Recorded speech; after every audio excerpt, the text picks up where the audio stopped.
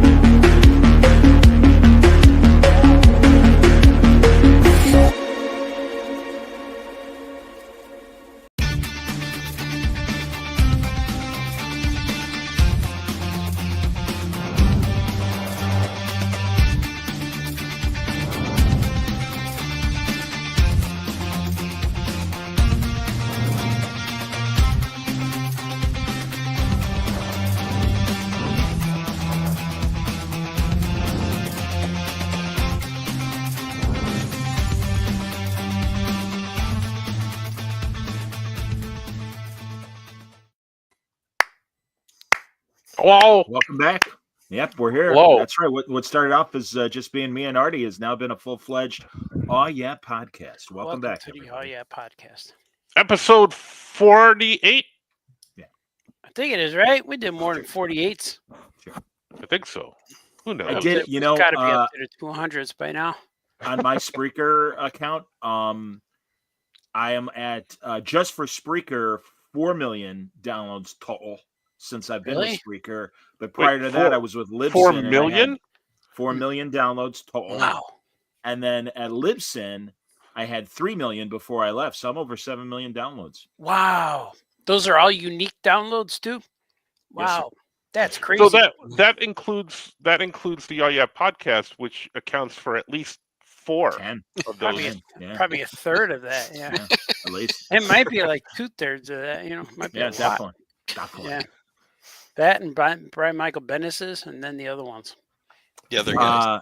It's true. Hello. I'm doing, can I mention I'm Sunday, I'm doing a live word balloon with Bendis, and for my Patreon patrons that are paid subscribers and Bendis's Discord, and we're doing a book club, and we're reading the first. Brian and I have already read it, but the first volume of Ed Brubaker's book Criminal.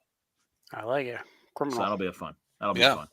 I watched your show with the Superman Museum. She's Morgan. Great. Yeah, Morgan. Awesome. She's really. And I'm glad you met her already back when you were down there in Metropolis, Illinois. Yeah, we talked since we talked online since then. Like she remembers me from the visit, but then when she was on Collector's Call, we were talking, and she wanted to make sure my painting got on the show. And she said that her dad loves it, and he wanted to put it in the lobby so everyone could see it. Because I remember when I gave him the painting, her dad was he's real like serious looking, and I'm like, oh really? I'm like, man, I don't know if your dad was happy. She went, yeah, you made him happy. I'm like, really? Because when I talked to him, he just looked at me and went, and that's all. And she said, yeah, you made him laugh. I go, really? And so when I gave him the painting, I said, I want to donate this painting to the museum. He goes, I'm going to hang it right here. And he hung it right behind the cash register. I go, you don't want it for the museum? No, right here. I'm like, okay. So sadly, Morgan's father, not to bring us all down, but Morgan's father sadly passed away at the end of the year, I guess. Yeah. But he was, that's why I talked to her again. I was like, hey, your dad was real cool.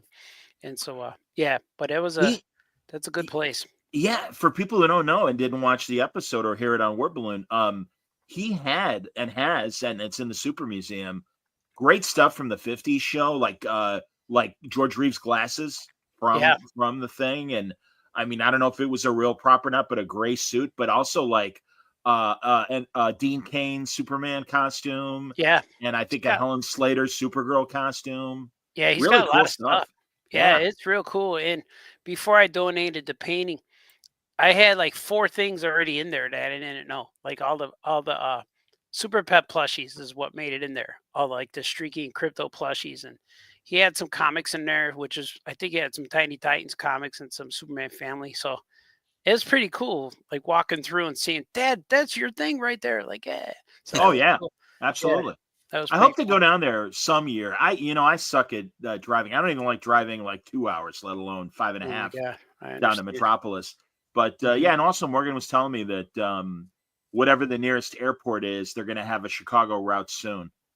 Oh, cool. So cool. I'm like, well, that's cool. Yeah, and no, she was very, very nice. She was at the Alex Ross Kingdom Come screening. Oh yeah, I see pictures. You're on stage interviewing the guys. Yeah.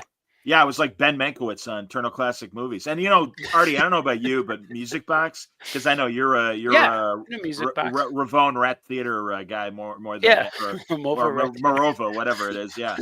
But man, I've been going to that theater since I was a teenager, watching movies and stuff. So actually, to be there and present a movie and do a Q&A afterwards, I'm like, are you kidding me? That's the That one was by awesome. Loyola, right up north on It's Sheridan Road. maybe? it's only like less than a mile away from Wrigley Field. Oh, okay. Yeah, it's kind of over there. It's like Addison and Southport. Oh, okay. Yeah, I know where it is. Yeah, Yeah. because I know the one at Loyola had the Rocky Horror Picture Show all the time.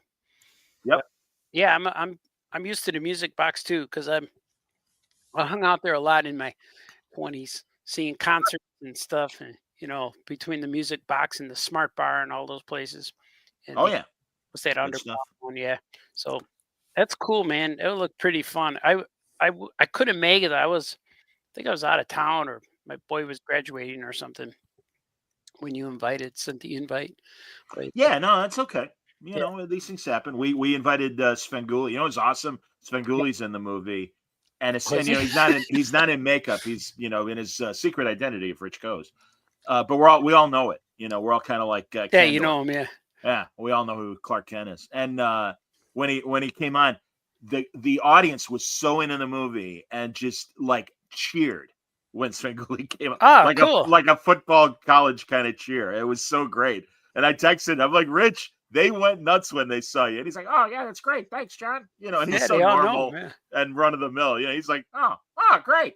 It's Okay. like, there's our guy. Yeah, woohoo.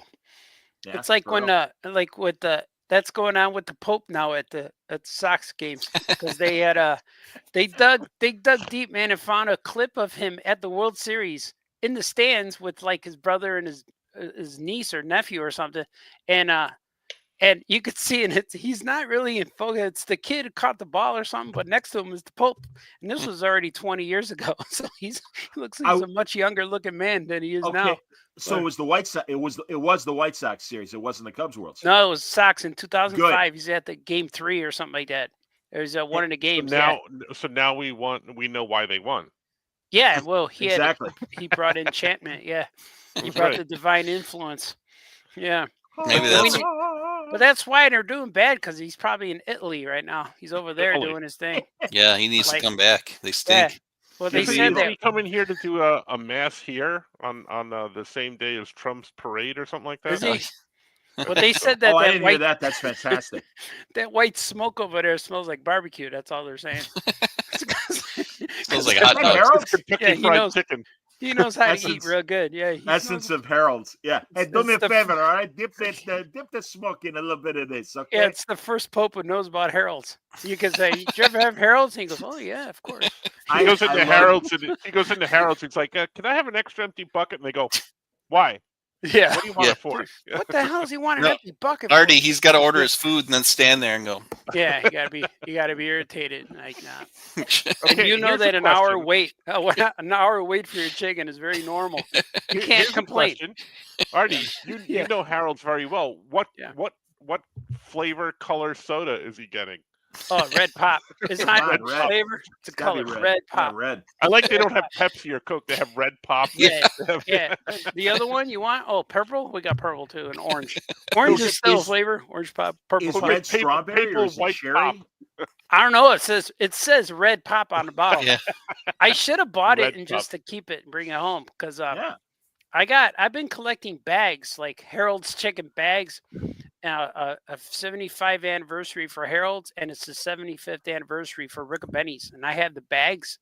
I put them in the plastic sleeves, and they're real Wait, nice. isn't the Pope 75 years old now too? So like it's all divine. Whoa! Whoa. And you know what? Portillo's has the new Leo sandwich. because they based it off of the Pope, and it's a beef sandwich with special seasoning. And instead of dipping it, they baptize it. And that's an actual style of Chicago. When you say, and it's never something that's on the menu, like dipped or dry. And you could say baptized means they dunk it and hold it in there a little bit. And then they take it out. And it's impossible to hold. Yeah, and so Portillo's has now the Leo. And that's what it is. It's a baptized special seasoned beef with hot peppers. And I haven't tried it yet, but it looks cool. Do they release white smoke when you order it? So this way everybody knows. Oh, I'm sure. Yeah, that's just barbecue. That's like a Weber's grill smoke. That's what was going on. Did you guys see the movie Conclave? I think it's so ironic that we got a new pope the year that movie was one of the Oscar movies and stuff. It's a good movie. With Voldemort, starring Voldemort, right? Yes, indeed. Yeah. Yes, indeed. And my God, everybody, Lithgow and Tucci's in it. Stanley Tucci's in it. Tucci. Yeah. The Tucci's in it. And Isabella Rossellini. Rossellini. I like it. I'm a sister. Hey, shut up, you cardinal. Shut up. You're on I'm the nun. Get each other. Hey, I'm the nun. I slap your face. She's got a rolling pin in her hand. I swear I've cracked some skulls. That red's not just going to be on your caps when I get through with you. Great movie. That's an outtake from Conclave, everybody. I can't wait to meet the Pope. He'll be back soon. I know it. And Artie, didn't you love when the initial, like, they're like, Pope Leo, formerly Cardinal Leo from Dalton, Illinois. And, like, the network's like, apparently he's a Cub fan. And all of us in Chicago are like, bullshit. He's from everyone. The South Side. He's a Sox fan. Don't be idiots. That was the biggest competition everyone wanted to know. Is it Sox or Cubs? You have to pick a team. You can't like both. You have to. True. Just like, wasn't Obama a Sox guy too? Yeah, Obama Sox. Yeah. Oh, yeah. I remember his first year president, he went to the Washington Nationals Park, and he threw out the first pitch, and everyone cheered. And after he threw the first pitch, he took the jersey off, and he had a White Sox jersey underneath. Oh, man. Then he took off the hat and took out the Sox hat in his back pocket, and then he got booed. No one, oh, man. No wonder Trump hates him so much. That was pretty cool. And like, yeah, man, you can't deny yourself. And even my one unspoken rule, well, it's a spoken rule, unwritten rule, I would say, is whenever I fly to a major city, especially, well, so far it's been New York or San Diego, I got to fly in there wearing a Sox cap because I have to bring the White Sox cap into the place when I'm landing. I can't put it on when I'm there because I lost it. So I got to enter New York with the Sox cap on. But then I could take it off if I want. But I was going to say, you don't keep it on the entire weekend and shower with it and everything? No, but I got to enter the city with the hat on. And that's what Obama, I understand why Obama did that. Because he had the jersey on underneath the Nationals jersey. It was like putting an NWO shirt on. Yeah, that's right. Exactly.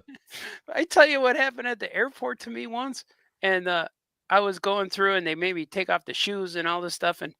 And I just bought a brand new Sox cap. And it's the white one with the blue and with the red bill. I was like, man, I didn't want to put it through the machine because it was going to get dirty. And sometimes you got to wait for it and it rolls out and it's got smudge on it. So I asked the guy, can I carry this? Can I hold this on? And he looked at me and he saw I was wearing an NWO shirt. And he went, all right, I'll let you, even though you're a Sox fan. Yeah, go ahead. And I went, thanks. He went, Wolfpack for life. And he gave it a Wolfpack symbol. Like, oh, cool. Because that shirt saved my life. Saved my hat. Wolfpack for life. Like, thanks.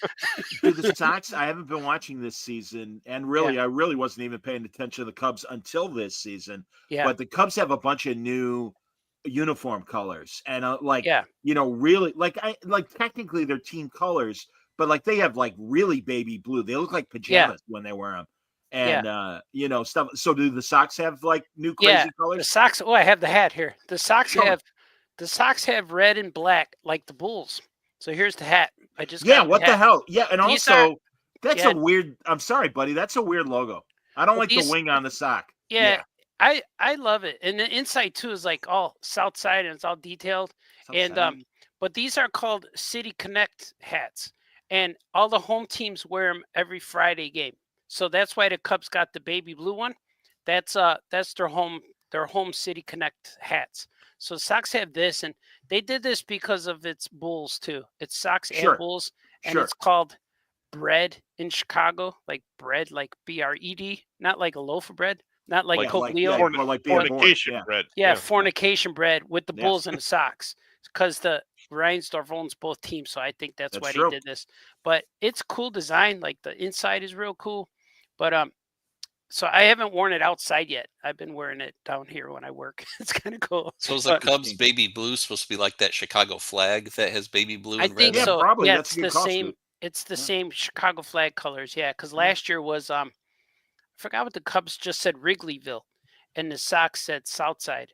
But they did those last year, I think for 2 years, and then this year is the different ones. So I know that Boston Red Sox last year had the Boston Marathon colors, like the blue and the gold and yellow, and this year they're green. I don't know what the green is, probably for the Green Monster, but a lot of the teams are revealing their outfits now. And So let me their ask you a outfits. question. Like when I was a kid watching games in the 70s, the Mets had one uniform, one hat, right? Yeah, Or maybe an away uniform and a home home and uniform. away. Yeah, Yeah. 2 uniforms. But like Yeah. now they have like a uniform like every other game. How do you Yeah. keep track of that? How do you like if you're a player? How do you? No, I understand the money part, but if you're a player, how do you keep track of all like you know? They You've got got a the- hat they got a collection. guy guy. in charge. It's not each player. They got a guy, man. You They know got the that. laundry They guy. got a guy. They got a Yeah. guy. They do. I like they, that. they got a laundry guy. Very know our Chicago. buddy, They got a guy. They got a guy. You know, We got a you know guy our over buddy, there. It's our true. guy Kevin Bixby. Kevin Bixby was that guy for the Bears. He used to. I didn't know that. No, yeah, I didn't yeah. either. Yeah, he told me Oh, he my worked God. in the locker rooms. He was in charge of everything they wore, all the laundry. So he had to make sure the uniforms were there, and then he had to pick up towels. And I said, "Wow, that's cool." And he says, "Nah, it's not very glamorous because, like, you know, I was you gonna get yeah, it they're before throwing the game, jocks at after him the and stuff. game. Yeah, Oh, man. a lot of skid marks and stuff. Yeah. Yeah, Yeah, you it's get not- the It's you get like the stuff Revenge of the before the Nerds. game. Yeah, Yeah, it's before like the game Revenge. and Nerds. after the Take game. this, nerd. So So let me ask you he's another question because you buy a Yeah. lot of hats, and when you wear do. them, there's a breaking in period, right? yeah. With Like, the hat if and you stuff. buy- So if you're playing a game, that breaking in period is during the game. What the heck, No, man? like these hats, I'm Not gonna bad in practice. say something. Like my size is 7 5/8. For those Wow. of you out there who want to buy me a hat, it's 7 5/8. That's my hat size. But sometimes when I go to the store and I buy them, and they always fit because you could, if it's too tight, you grab the next one, and then it's also 7 5/8 and they'll fit. But sometimes these are a little snug, and when you put them on, they're like an eighth of an inch too tight. And I got this one and this one too. This is a special one. These are limited edition. This is just blue and it's got the purple underneath and just orange top. This is almost like a Mets hat. I was but going they to got say the the socks. colors. Yeah. Yeah, It's like and Cubs- this those one are is- Cub colors, man. yeah. This is not a hat they wore on the field. This is kind of like collector's hat, and it's got just the All-Star game and the dates. And so they put these out, and they're only available probably for like 2 weeks before they sell out. But both of these hats I ordered online, and they were a little snug, but I had to buy this thing. I had to buy this thing. Looks like a Game of Thrones torture device.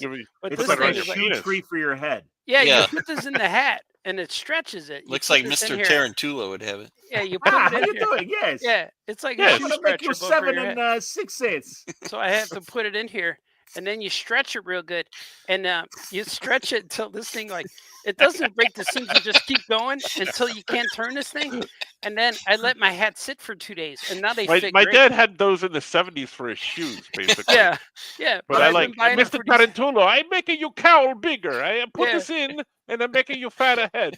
Yeah. Make your So head the these fatter. are like also 5 7/8, but or 7 5/8. Sorry, but in case you're taking notes on the audio. But Looks like New 7 York Knicks 5/8. colors. Yeah, but they're really cool, and I like to buy the hats that are worn on the field by the team.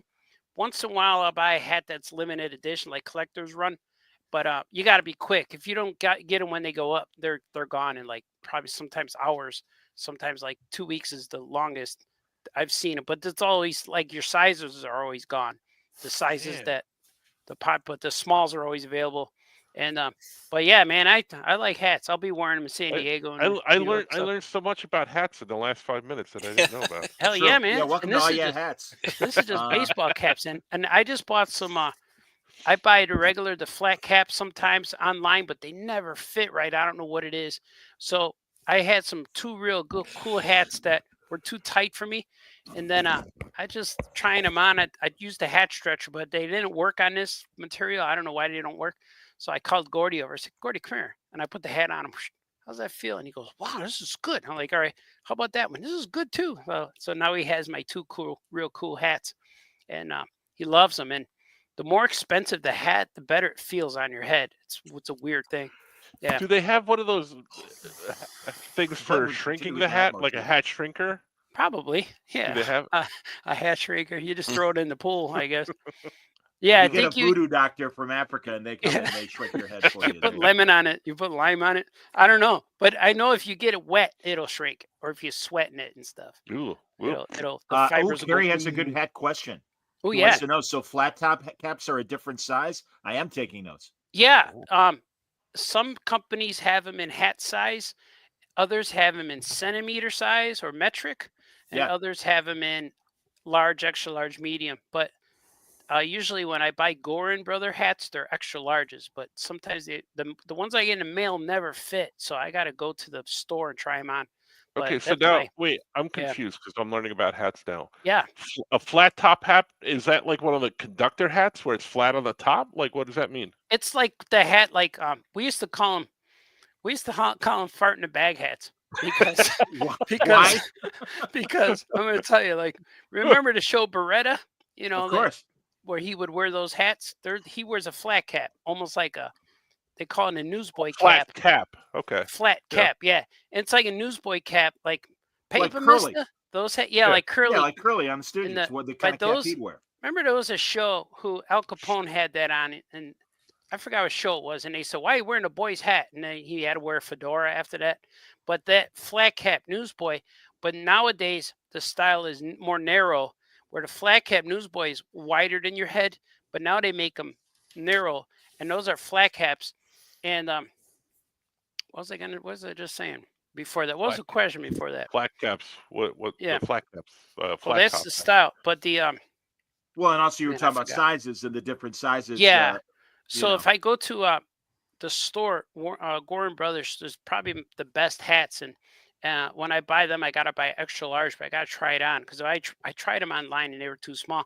But I saw this how I became friends with Adam Hughes because he's kind of like we know each other, but he doesn't really talk because he's kind of shy a little bit. So I noticed he had a Gorin Brothers hat because the Gorin Brothers has the patch on the back. So we're walking behind him. It was in San Diego, and I went, "Hey man, I like Gorin Brothers hats too." And he stopped and turned around. He goes, "Aren't they the best?" And he took off his hat and started talking about his hat and how he washes it in the dry laundry and all this. Dries it. Don't want to dry it. Don't want to dry put too long. You got to take it out when it's still wet. And I'm like, yeah, man. So it was real cool. We bonded over hats. So now he talks to me when I see him. Andy But that was Parks cool. is a big hat guy Yeah. as well. Yeah, Big he likes the big fedoras. guy. Yeah. Yeah. Fedoras And he are looks cool good in a too. fedora. Yeah, I'm always leery about ordering fedoras online because I don't want them to come in a box all smashed. So, but it's a cool thing, man. It's a cool thing to shop for. Speaking And, speaking of yeah. speaking of hats, June 19th, pick up my cover of Archie meets Kevin Smith. Through Comics, I did an alternate cover or Oh, yeah. variant cover. So you should pick that up. But speaking of Archie and hats, what about Jughead's hat? Jughead, Crown. I wouldn't wear that It's a one. crown, but you know Yeah, it's where a crown. I don't know what it's called though. Yeah. those are old fedoras just cut up. They used to wear them Oh, back really? in the back in the way back. Yeah, like a useless I piece know of what. information that I know. Jay Fosgett has one of those. Yeah, I it was know. a fedora where you would cut off the brim because it was mostly used by mechanics and stuff like that. Oh, Because yeah. greasy and holes and stuff in it. So they would cut the brim off and then make the jagged things and flip them up. So that's where you got the crown hat. I know what I was saying. I know this is good. This is good. So remember I mentioned Beretta, and he had Yes. the old newsboy hats, and his wasn't so floppy. It was more narrow. And when I was a kid, we were all drawing, and I was trying to draw a guy in the Beretta hat, and that's what I knew. It was like, I don't know how did those were new to me, and I had like maybe an uncles wore those, and old guys always wore them. And I told my cousins, I said, what does the Beretta hat look like? I want to draw the Beretta hat. And my older cousin said, it looks like a fart in a bag. I'm like, what? He goes, yeah, draw a fart in a bag. That's what those hats look like. I'm like, all right. So I actually drew a bag on my character's head with stink coming out of the bag. And so me and my brother and my cousins called the flat caps fart in the bag hats. Fart in the bag hat. So whenever they see me, they say, hey, that's a nice fart in the bag hat. I'm like, thanks. So You know why I thought Beretta would wear the hat all the time? To keep Why? the bird from shitting on his head. Because he it's had probably, that Fred. bird. yeah, Yeah. it's a Cockatoo pre. Fred. Yeah. How Cockatoo you in doing, the hat. Fred? All right, Yeah. Fred. Hello. Hey, how you hello. doing? Yeah. That's the name of that tune. The Mhm. cockatoo would fart in his bag Yeah, hat. fart in a bag hat. See, my old guy memories like loses me. I just as want to I'm say for talking. the record, we've been talking for 25 minutes about hats. Yeah, hats and Yeah. baseball and There's Pope. nothing man. wrong with that. I'm just Good pointing it stuff. out. That's how long the hat It's talk the, has been. it's the Oh Yeah hat cast. Yeah. Now wait till the people start buying Pope hats because there's guys showing up to the games now. At the Isn't that Sox hilarious? Cubs game. Sox Cub game, there's like 6 guys in the outfield, all dressed like the Pope, and and the Sox are selling Pope shirts. It's the you know that Sox logo with the batter logo from the 80s. Well, they have that, but he has the Pope hat on and he's holding it like a big cross. So they said that shirt's outselling regular Sox shirts right now at the park. It's funny. Yeah, Pope Leo. Hey, I'm Leo. telling you, man. Yeah, man. I always wanted to get a fedora, but Yeah. they're too on me. I look like Amish or whatever. They're too big. They're too wide. Oh, so yeah. what I gotta get is a Blues Brothers style fedora Yeah. because that's more narrow.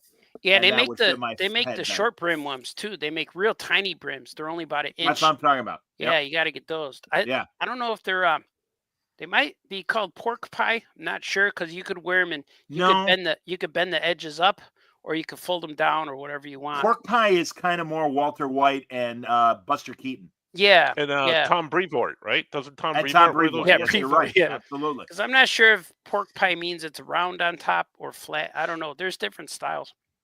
No. Because I know like fedoras, you're supposed to pinch them and take them off like that, and that's what meant for You that. know, pinch. the No, guy. that I've never broke seen the- Indiana Jones take his hat off like that. It never falls off. The Yeah. guy that broke the hat fashion thing in the early 60s was Kennedy, John F. Kennedy. Oh, like Because he all ended the it? other, prior to that in the 50s, everybody was wearing hats and even into the early 60s. Yeah, But I decided that I would not wear a hat. we and had I good would hair. be more youthful and vigorous. And Look at while my- I was having sex with Marilyn Monroe and Gina Lola Brigida. Are you going to That's wear the what I hat, would Mr. Kennedy? Well, let me ask Jackie and the kids. I'll get back to you in the morning. True. But I know the guy who wore it the best. One of the guys was Gene Kelly. So he would have the hat and he would tilt it. His hats were always at an angle. I don't remember Gene Gene Kelly. Kelly wearing a hat, frankly. I Oh, don't know. yeah. Yeah, I Yeah, don't he trust does. that guy. He was always singing in the rain, that guy. Oh, that's Like- true. And Singing in the Rain. Of course Yeah, he's wearing his a hat was a little crooked. Yeah, of course he's wearing a hat then. Does Mhm. RFK Jr. wear a hat? I I don't used to know. wear a hat, but I had issues with it, and I found that when I would swim in raw sewage, the hat would get ruined. And seriously, like the worm in his brain wasn't weird enough. And I killed a buffalo in Central Park, and I kept it in my trunk. Does he have a It was worm in up his there. brain? Yeah.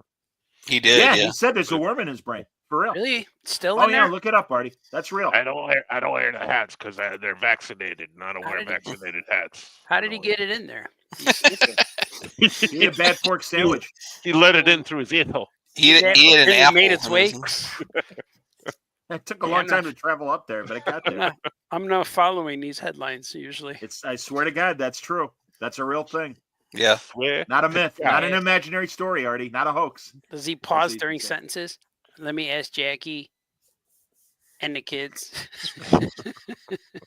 Here, Sean McInerney wants to know what everybody's drawing tonight.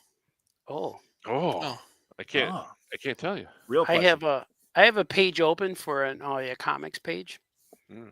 Yeah, I have a work thing I'm doing for work. Yes. yeah, works. It's a comic. What's Johnny drawn? I'm drawing a check. I'm drawing some Very good. cash out of my bank account. Yeah, Johnny. Ooh, wow. Curtains. Drawing Yeah. great. I'm gonna be drawing the Yeah, tub unfortunately, later. it's going right to my to fix my car. The Two-Face, Harvey Dent. No, Harvey Dent's long gone. Oh, he's dead. For people who don't know, I used to have I used to have a Nissan Sentra, a red Nissan Sentra, and it got hit on one side, and it was a big dent. And I used to call it Harvey Dent.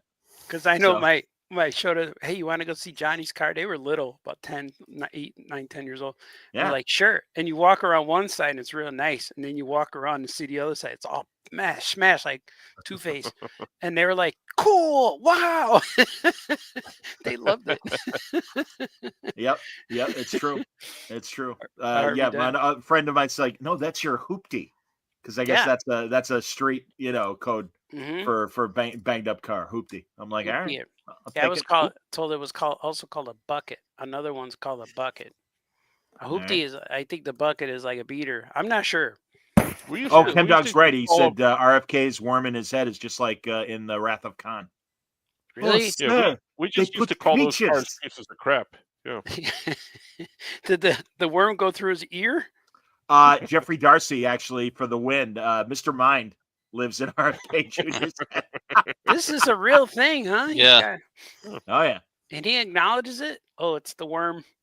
Yeah, it's like very soberly. I have a way that actually got in my brain and slowly eating it. He told this story, or one of his kids told this story about where he hit like a bear or something with his car, upstate or something like that in New York, and he thought it would be funny to put it on the roof of his car and drive it into the city. But the way the kids tell the story is like they were in the back seat and this thing was hit by a car, so it's dripping stuff, and it's dripping on the car, inside the car, because they have the windows open because there's a dead carcass on there. Yeah. And the rope is through I'm sure the rope is through the. Yeah. So, and then like he thought it'd be funny to leave it in Central Park, and it was all over the news. Like here in New York, like there was a dead bear found in Central Park, and everybody was freaking out. And apparently it was him that left it there. So he revealed years later that he was the guy. Remember that bear that everyone found out? Yeah. That's weird. I didn't know. Now he's in charge of our health department for the government. Great. With a worm. Yeah. Well, now he knows. Like, don't do this or you'll get a worm. So maybe the worm got from the bear. Did it come from the bear's anus and went into his? It leaked through from the bear's anus to his anus. That's right. Right up there. Traveled through. All up in there. Yeah. Went against the current. Like nice American folk tales like George Washington and the cherry tree chopping down the cherry tree. Yeah. I will not tell a lie. Now we got the bear's anus. Yeah, and the worm eating the guy's brain. That's right, and that's why Junior had a worm eating his brain. Is it a little worm? What kind of worm is it? That's Mr. Mind. I don't know. Yeah, it's a big one. Wow, that's weird. I didn't know. Does he feel it as an itch? He can't quite get that itch. I haven't arranged my one-on-one with RFK yet. I think what the story is he puts his butt down on the carpet and he scoots across like a dog. I seen it work for dogs. Yeah. Yeah. So I think that's what he does. Francis Jeffrey says that it was the whale's head that dripped on his family vacation. Oh yeah, the whale's head. That's right. The bear was the other one where he just put it in the car. Feds. Yeah. Hide the whale. He had a whale too. To God, kid. It's like the Simpsons. It's like the Simpsons when Mo and they all have the killer whale. Yeah, hide in the back. Hide the whale. My favorite line from The Simpsons is like, "I'm gonna rip out your tongue and paint my boat with it." That's what he said. If I ever find you, kid, I'm gonna rip out your tongue and paint my boat with it. He goes, if I ever catch you, I'm gonna shove a hot sausage. What he said, I'm gonna shove hot sausage down your throat and a wild pack of dogs up your ass. The whale episode, if I remember correctly, was the X-Files one with Scully and Mulder. Yeah. Yeah. Oh, geez, it's the feds. Yeah. And I remember Mars saying, "Oh, we must have a bad connection." Jeez, it's the feds. Yeah. I just sent you guys some clips before we potted about the Troy McClure, all of Troy McClure's. Yeah, I saw that. You might remember me from, and it was just a series on Instagram of all of his. The decapitation of Leadfoot Larry. And dial M for murderousness. Funny. Murderousness. All those movie titles and Seinfeld's movie titles. Oh yeah. Chunnel. Yep. Death Blow. Chunnel. Sack Lunch.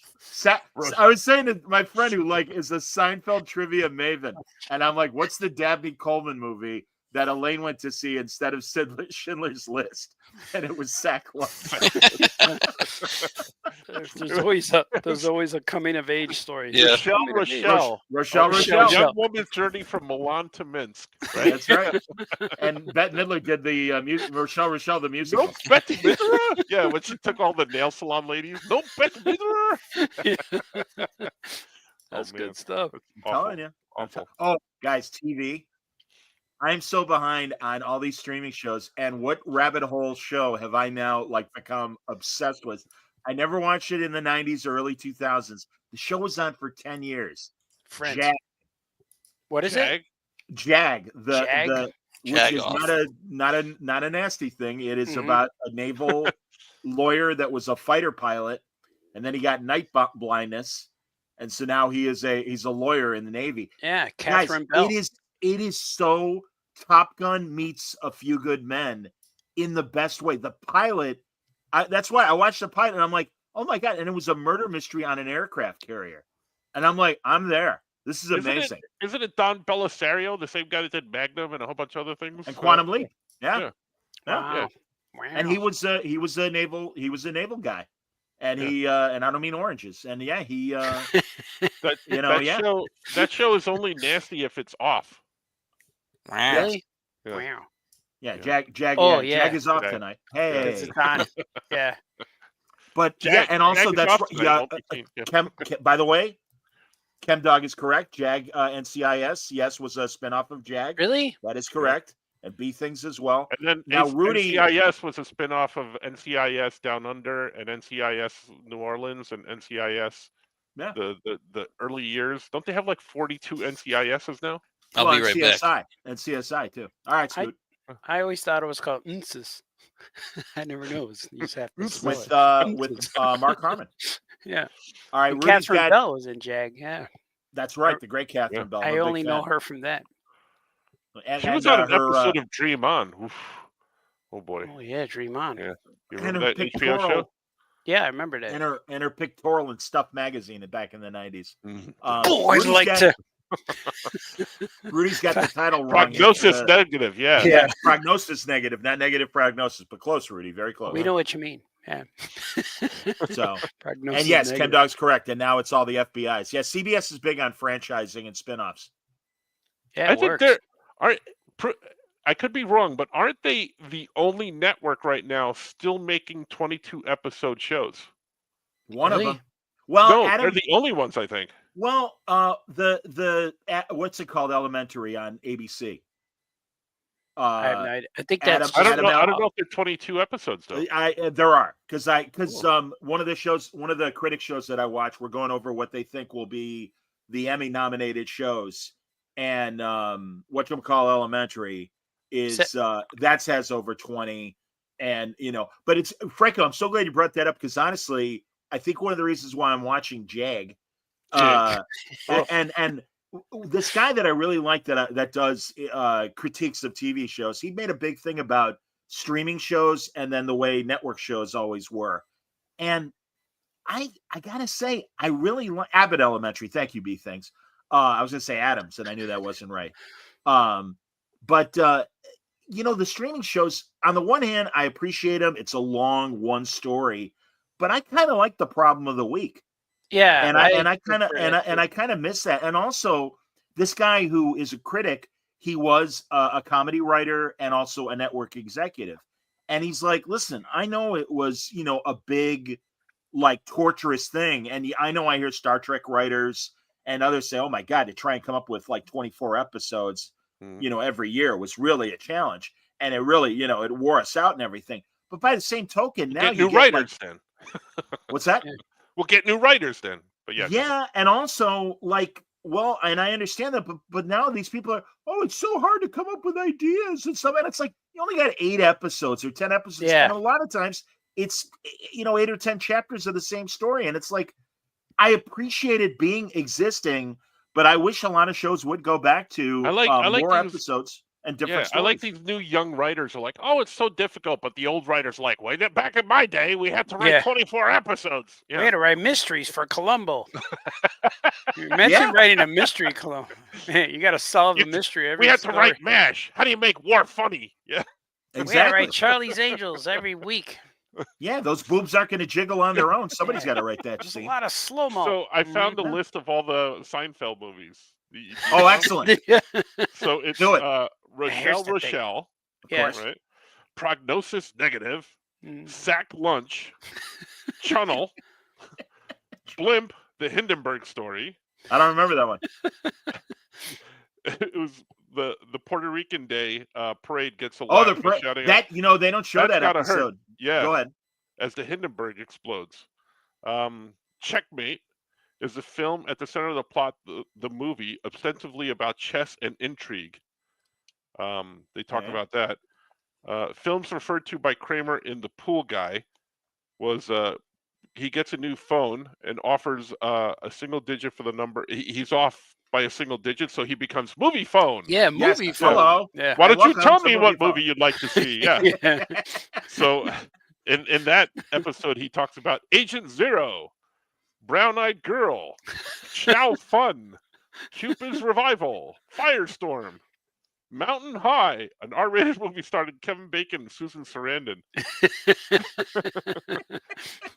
And then there's the bootlegged films from the episode where Jerry has to film the thing. Brody. Yeah, the bootleg. Yeah. I'm a bootlegger, baby. I'm a bootlegger. Oh yeah, that's right. Yeah. Death Blow. That's the other one. Death Blow. That one. Man, we're missing the Death Blow. Yeah. Cry Again. Yes. In the comeback episode, Elaine rents several movies, and Vincent's pick. I remember that. The Pain and the Yearning. And then other films that were mentioned: Blame It on the Rain, the Calzone episode, Means to an End, Cold Fusion, The Muted Heart, The Other Side of Darkness. Oh, here's one: Ponce de Leon. Yes, Ponce de Leon. I remember Ponce de Leon. Yep, that's right. Flaming Globes of Sigmund. I don't remember that one. Lenore's Promise. I remember Lenore's Promise. Yeah. Mm-hmm. Wasn't there Written on the Wind or something like that? I don't know. I think that was The Other Side of Darkness, maybe. Okay, all right. But yeah, Ponce de Leon. I remember that one. Mm-hmm. Yeah. Ironic timing on Ponce de Leon. There is a current movie, The Fountain of Youth, that stars John Krasinski and Natalie Portman, and it's directed by Guy Ritchie, and it's on Apple. And every critic I've seen is just ripping the hell out of it. They're saying it's like gotta watch it now. They're saying it's a poor man's Indiana Jones. I heard that. Yeah, the one with the Fountain of Youth. Was that Last Crusade with Connor? The Grail? Yeah, the Holy Grail. Yeah, when he made him young. Mm-hmm. Maybe they should market it to other neighborhoods, and here's bad. Call it Fountain of Youth. Fountain of Youth. You know, maybe that might be better. Oh, Mario saw it. He says Fountain of Youth was not good because the Mavs are out of the NBA. Are they out? Is that why he was able to watch it? Oh, that's why he's able to watch it. I saw LeBron lose, which was weird, but very satisfying and pleasant to see him like fall down. Nobody called. I saw him fall. Oh, he crying. Nobody called the foul. That was pretty cool. I kept falling asleep. See, you're not young enough, I guess. Yeah. Wayne says Mobland by Guy Ritchie is awesome. Well, that's the thing. I usually love Guy Ritchie movies. You know, big fan. Didn't Guy Ritchie do that The Gentleman? He did that, right? That was him. I've never seen the movie, but I happened across the series on Netflix because they did a series, and that was actually pretty good. I like that. Yeah. Yeah. You think that's his real name, or was he just like, who's that rich guy over there? Hey, Guy Ritchie, come over here. Yeah. Maybe that's how he got his name. Yeah. Kind of like how I won't say that one. When he was younger, did they call him Boy Ritchie? Boy Ritchie, yeah. Maybe. Young Ritchie. I don't know. I was a fan of Lock, Stock, and Two Smoking Barrels. That was one of his movies. Yeah. Oh, really? That's cool. Yeah. That was a good one. Yeah. He was married to Madonna for a while. Yeah, for about 3 hours or something. And when he was married to her, all of a sudden Madonna was speaking with an English accent. Hello. Yeah. She still does, doesn't she? Strike a pose. Come on in, There's a clip of Will and Grace, and they're on some TV show because Madonna appeared on there.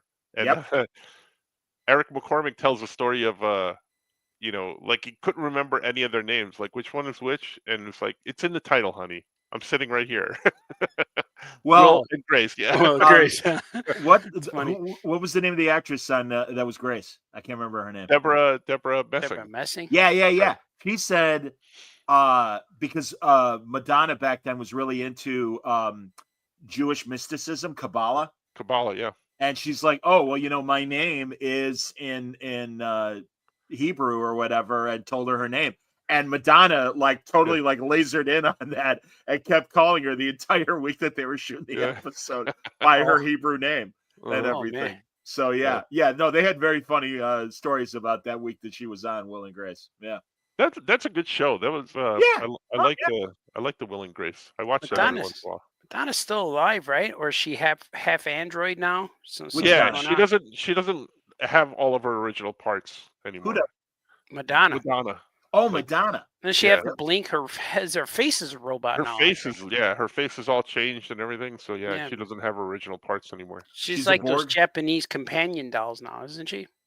She looks like that Meg 3N doll that goes around. Yeah. Oh, Megan. Yeah. Meg 3N. Yeah. Is that what she is? Meg 3N.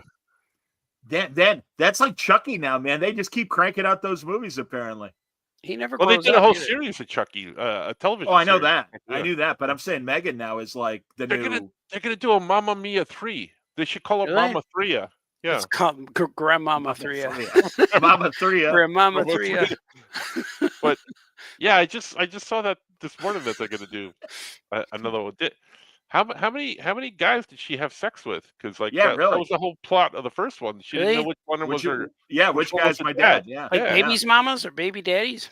Baby dad. Yeah, the woman slept with the 3 guys, so she didn't know who the dad was. That's why she invited them all to the island. But then they had a second one. I don't know what happened there. But now there's a third one. Like, did she sleep with half the island? There's probably 4 guys. Aren't they out of ABBA songs at this point? I mean, 4 guys in the next one.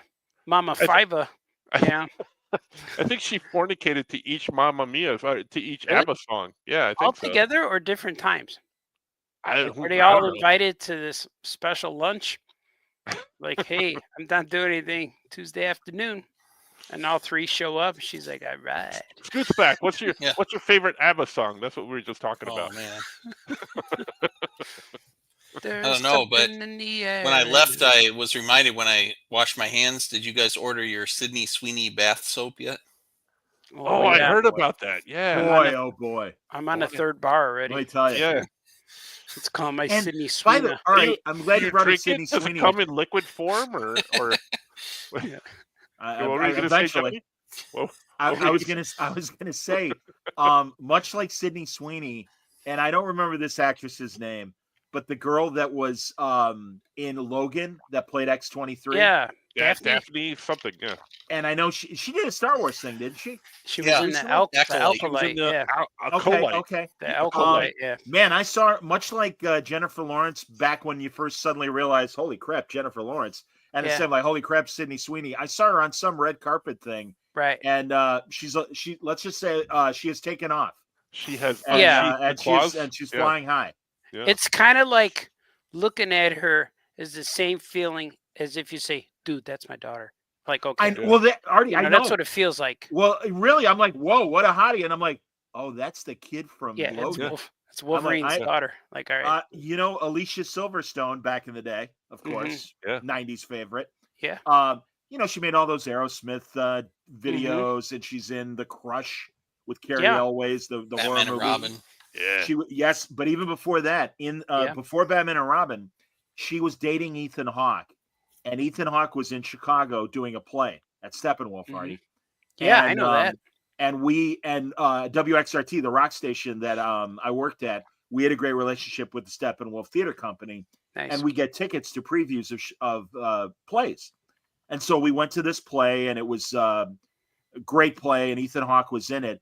And in the lobby, Alicia Silverstone is there.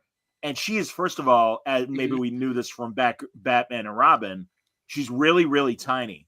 Yeah. And really in person, just dressed down and stuff, she looked like she was 14. And I'm like, I am a dirty old man. She probably and was I've never close to that, never been attracted to her ever since. I'm like, yeah, sorry, no, that's a kid.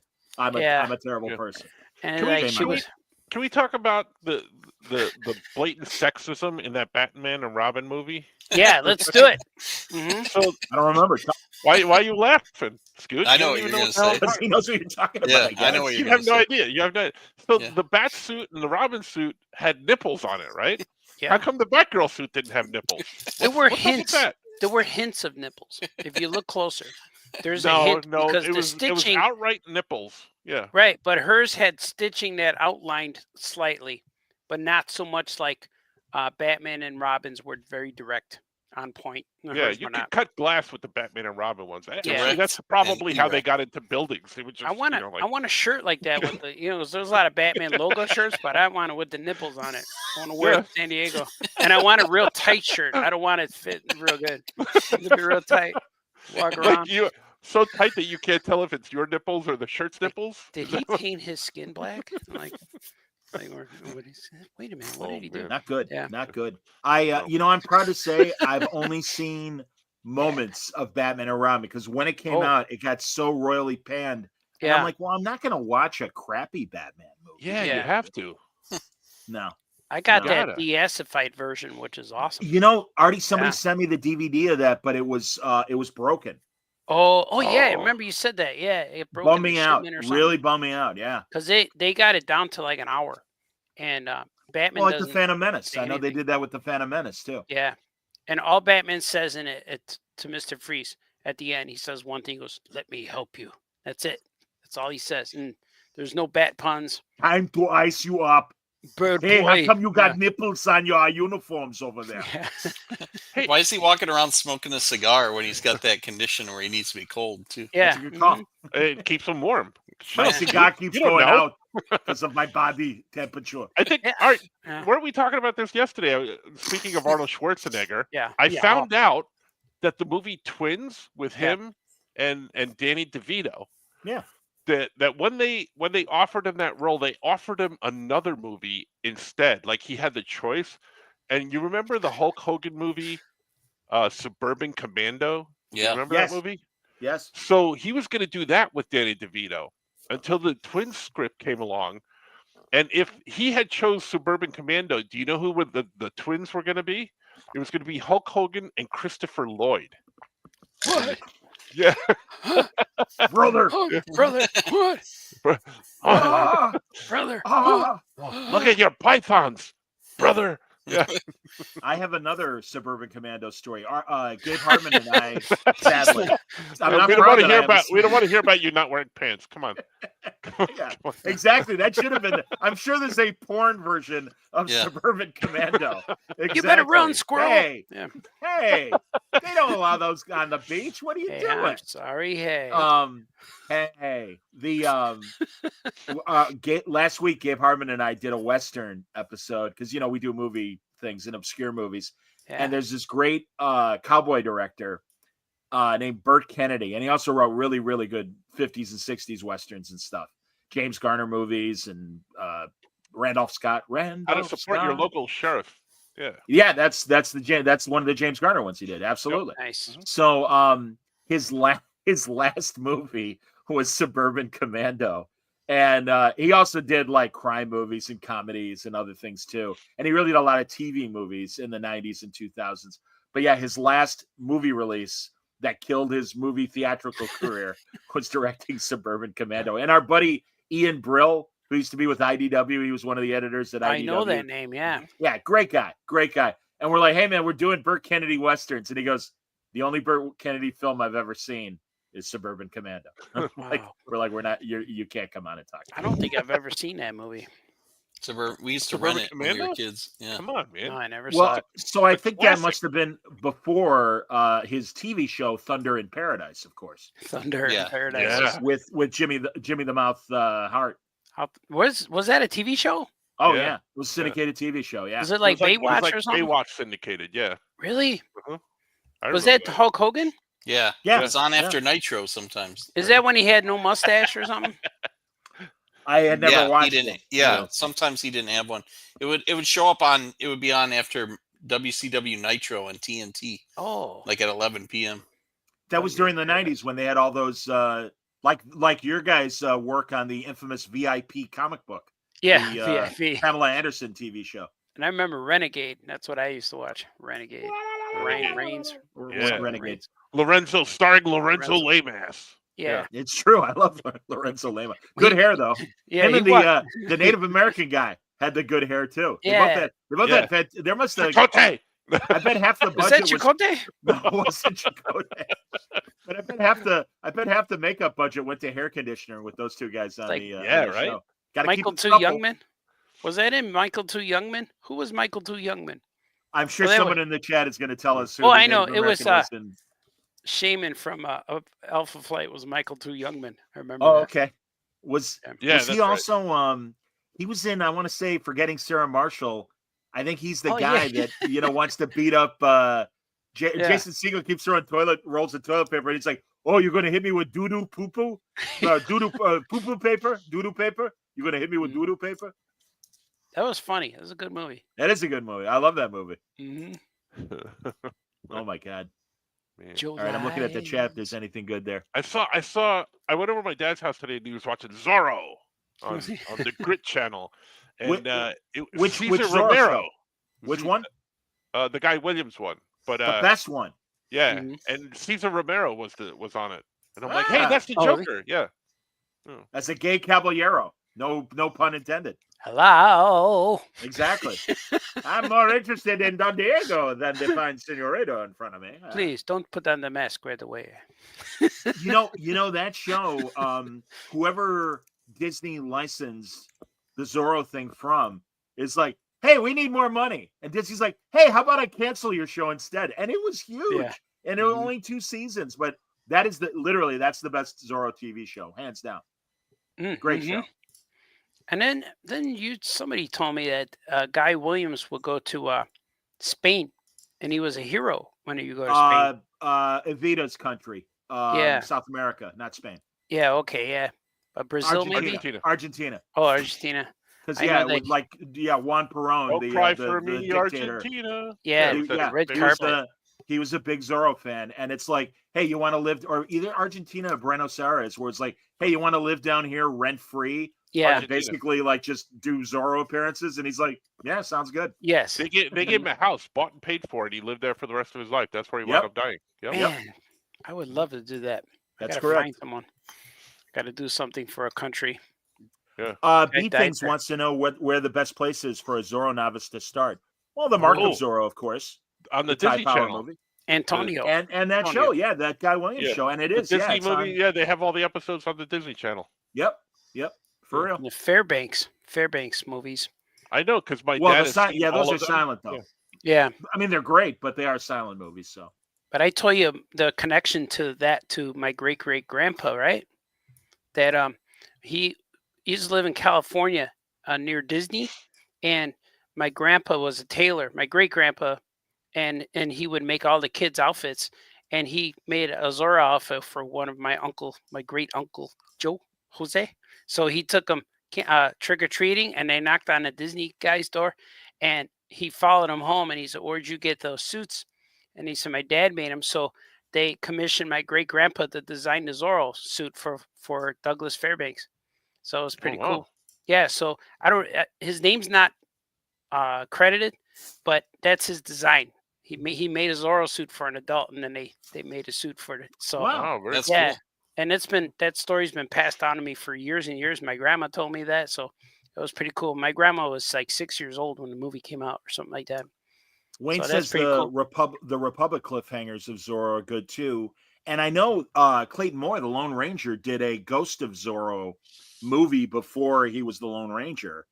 And really? Man, I keep finding westerns and other. Even not like Commander Cody, the jetpack rocketman of the moon. Yeah. Clayton Moore is one of the bad guys in that serial as well. But cool. No, I keep finding great performances of Clayton Moore. He was great, man. He was excellent. But also, B Thing says he doesn't mind silent movies. I do know the Tyrone or the Douglas Fairbank Mark of Zorro is on YouTube, but also they made a TV movie of the Mark of Zorro, the Tyrone Power movie, and in that Frank Langella played Zorro, and he's very good and you buy it. And the greatest actor that we talk about, the great Montalban, plays Commander Esteban, the Basil Rathbone part. Yeah, Don Diego, you confuse me. Yeah. If one day we are dominated with creatures, do you realize, Don Diego, that you are Zorro? I don't watch silent movies because those are hard to understand when you're drawing. Yeah. Do you guys have the digital channel called Movies with the exclamation point? No, I don't know. All right, we have it here in Chicago, Artie. It's sometimes in between movies they show a TV show from the early '60s, and it was called Fractured Flickers, and it's made by the Bullwinkle people, and it's silent movies that they voice with their cartoon voices, and it's June Foray. Oh yeah, you know, it's all the Rocky and Bullwinkle people, and it's very funny, and they make crazy dialogue for the silent movies and stuff. It's very, very funny. Remember, there was a late night show like Thick of the Night. One of those shows would do that with their movies. Yep. And, that was funny. We should bring back silent movies. You know, remember a couple of years ago, Best Picture, The Artist. Really? Because this way you go to the movie theater, people are talking. Why, it's okay. Why? Every movie on your TV could be a silent movie. Just turn off the volume. That's true. Yeah. Oh. Yeah. That's very true. I'm doing my silent movie imitation right now. Don't you watch a whole bunch of silent movies with the sound off? Only the ones with Salma Hayek in them. I agree with Wayne also. He brought up the 80s Zorro TV show that I actually liked with Duncan Rager. Duncan Rager was on Deep Space Nine. He was Shakar, one of Kira's guys. He did like a Dungeons and Dragons. He did a Dungeons and Dragons. I talked about this before on the pod. He did a Dungeons and Dragons type TV show. Wizards and Warriors or Towers and something or whatever. Yeah, he was a good kind of leading man looking guy. Randy, he had the chin. Chins are good. Randy Oakes was the blonde on Chips. Sure. The blonde on Wizards and something was Randy something. And she had like a Randy Jackson. The blonde on Chips? No, Randy Jackson was from American Idol. Yes, I knew that. Yeah, the blonde girl on Chips was Randy Oakes. There was a girl on there? Yeah. I don't remember. I don't remember either. Yeah. And also, the blonde that was in with Duncan Rieger in that she was in the Steve Martin movie, The Man with Two Brains. I love that movie. She was right at the beginning. Rieger. She's not the one that she's real hot, and then she talks. She's like, "Well, I don't know." Yes, that was the one that was with Duncan. I love her. She's hilarious in that movie. I think her name is Randy or me. I don't know. I got to look it up now. It's gonna drive me nuts. I've seen her. Yeah, she's in a million things in the '80s. That's hilarious. Yeah. Wasn't Jeff Conway in a Dungeons and Dragons kind of show? The guy from I think he might have been the same one. Taxi. I remember that guy. Oh. I met him at a New York or Novi Con, Motor City Con, and that was when I was hanging out with Hogan, Michael Hogan, and it was Conway and Larry. Wizards and Warriors. Jeff Conway was in Wizards and Warriors. Sorry, go ahead. And he was sitting there with Larry from Three's Company, and the girls. All I heard him say is, "So you might have heard of me. I played Kanicki in Grease." And then Hogan said, "All right, Artie, let's go over here. Let's get away from that guy." Yeah, this is Randy Brooks. Yeah, that's her. Oh yeah, and she was in that TV show with Jeff Conway. Lovely woman. My Jeff Conway story. I met him, and I asked if I could take a picture, and he said, "Yeah, but no flash." And then I said, "Okay," and then I went to go take the picture, and he put on his sunglasses. And then he's like, "Yeah, no pictures." Oh, okay, thanks, buddy. I heard Bruce Boxleitner from Babylon 5 make fun of Jeff Conway at cons, and he said, "Oh yeah," he goes, "Yeah, forget about Babylon 5 and Taxi and stuff." He goes, as far as all the girls are concerned, hey, it's Kanicki from Grease and everything. Yeah. They're all excited, Was he in Babylon 5 too? Oh yeah, he was. He was good at Babylon 5. Yeah. Wow, I missed a lot of stuff. Babylon 5, especially the first season, it's hard to get into because Michael O'Hare, the original captain, was a little stiff and a little not funny. But once Bruce Boxleitner comes on from Scarecrow and Mrs. King and a million other things, he's great.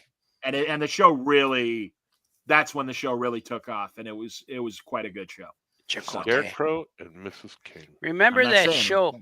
Was it Scarecrow and Mrs. King? That was with Charlie's Angels lady, right? Yeah, Kate Jackson. Kate Jackson. Remember there was a show with the lady who's Seymour, Jane Seymour, is it? Yeah, she's a real pretty lady who was she was also in Battlestar Galactica. Touched by an Angel? Yeah, maybe that one where she was she was Dr. Quinn. Dr. Quinn Medicine Woman. Yeah, that one. Dr. Quinn Medicine Woman. That's where right. she was in that show, and it was a real handsome guy in there, like a Fabio looking guy, long hair. Yeah, he was the outdoors. He was the woodsy guy. Yeah, his name was Sully or something. I forgot it. I never saw the show. I never watched it. I never saw the show, but somehow I got a stand-up cardboard guy of that guy. I had a stand-up, a life-size stand-up, and so I even forgot where I got it. But I put it in the back of my van. I had a 4x4 Bronco, and I had him in the side window, facing out.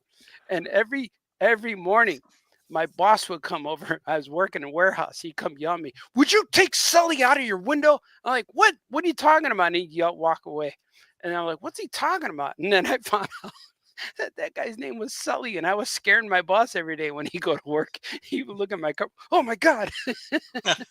So I had to eventually take him out because my boss was yelling at me every morning. There's a clip if you look. It's pretty funny. Jimmy Kimmel, he had like a wax figure of himself.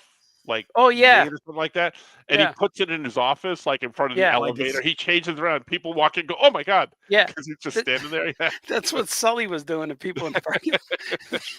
And I wish I still had that. I used to have that, and I used to have the Alex Ross Superman one stand up. Sure. And I used to scare myself with that. It was in my apartment, and when I would draw, I would see the way his hand was, his fist. It was so realistic that when I look over, I see the fist behind me. Oh my God. And then for a while I had Luke Skywalker, Mark Hamill was in my apartment. And when you come home from the apartment and the lights are off, but window light is up, you see just the shadows of these guys. And I had to get rid of those. They were scaring me every day. James Bunt is right. Roma Downey, of course, was touched by an angel. She's like the Skeet Ulrich to Jane Seymour's Johnny Depp. You know what I mean? Like Roma Downey, kind of from the right angle. It's kind of like, oh, is that James Seymour? No, it's Roma Downey. I never watched the show. I never watched the show, but wasn't it Della Reese was her co-star? Yes, she was. Yeah, absolutely. James actually has her down there as well. Yeah, absolutely. Della Reese. Della Reese. Della Reese was on the later seasons of Chico and the Man after Freddie Prinze killed himself. Really? She was on there? She replaced him? Well, they had a little kid as a new Chico. Oh, a young Latin gentleman, but yeah. All right, Carrie's got a hold on. She's got a paragraph here. I used to live in an old loft that was an industrial space that had been filled with past relics of old residents for decades. One worked at a movie theater, and we had a room full of cardboard movie people. We'd set them up around corners in the dark areas to scare Oh my God, yeah. I'd rather see a ghost. That's hard to see those cardboards, man. All right, who of us, and I have, but who of us also has been inside wax museums? Oh yeah, I have. Yeah. I don't know if I have. I know I was in L.A. When I was a little kid, and I remember seeing like a wax figure of John Wayne. Pilgrim. We spawn. Yeah. We spawn. I was in bad wax museums. They're not quite look like them. I remember Fonzie. I seen on an old episode of John Oliver's show last week tonight. They had some really bad wax museum. Yeah. It's like that really doesn't look like Bill Clinton, but okay. Whatever. Yeah, my celebs were probably Fonzie was there, Dolly Parton was there, John Travolta. Probably when I was a kid. I didn't like going through it. Franco, is there still a Madame Tussauds in New York or no? Yep, Times Square. There you go. Yeah, I thought so. Right. Yeah. Yeah. No, and I remember that Get Smart episode where they were in the wax museum, and they had a Frankenstein and a Wolfman and a Dracula, and they would come to life and stuff and scare 99 and Max. Wolfman Jack. Yeah. All right, babies. I love Wolfman Jack. I was a big fan. Hey, all you cool cats out there. when he hosts the midnight special.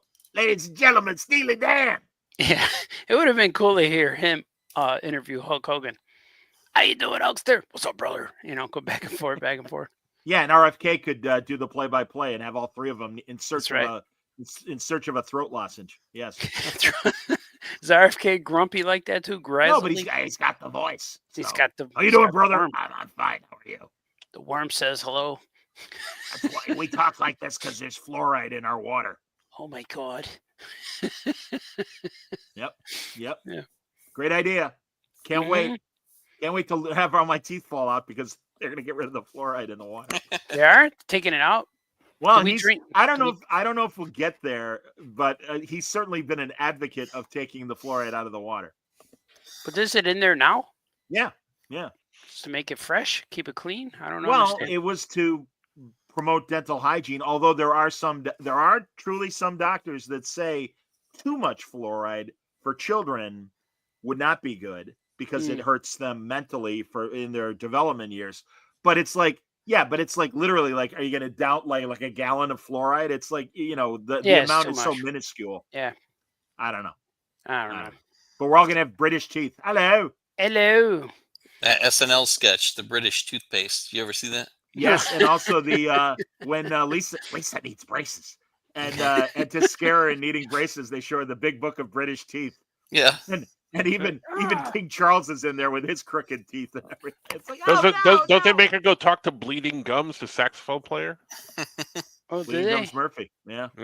Bleeding Gums. No, but it's a recreation of the Nicholson scene in the '89 Batman movie. Oh. Mirror. That's right. Yeah. And She gets starts braces, laughing. right? She's got the night brace on. Yeah. You could see what I have to work with, Mr. Napier. They said I never made the connection before, but I just heard that what's the director? Burton named him Jack Napier after Alan Napier from the original Batman series. Napier, he used it, the last name. I liked Alfred's green apron that he would wear when he was cleaning the Batcave, and it looks like he's working for Starbucks. And every now and then I'll do a screen cap of Alfred and go, and like especially with Alfred on the phone with the green apron on. And it's like, he's calling the home office of Starbucks because they're out of nutmeg in the Batcave. We need more beans.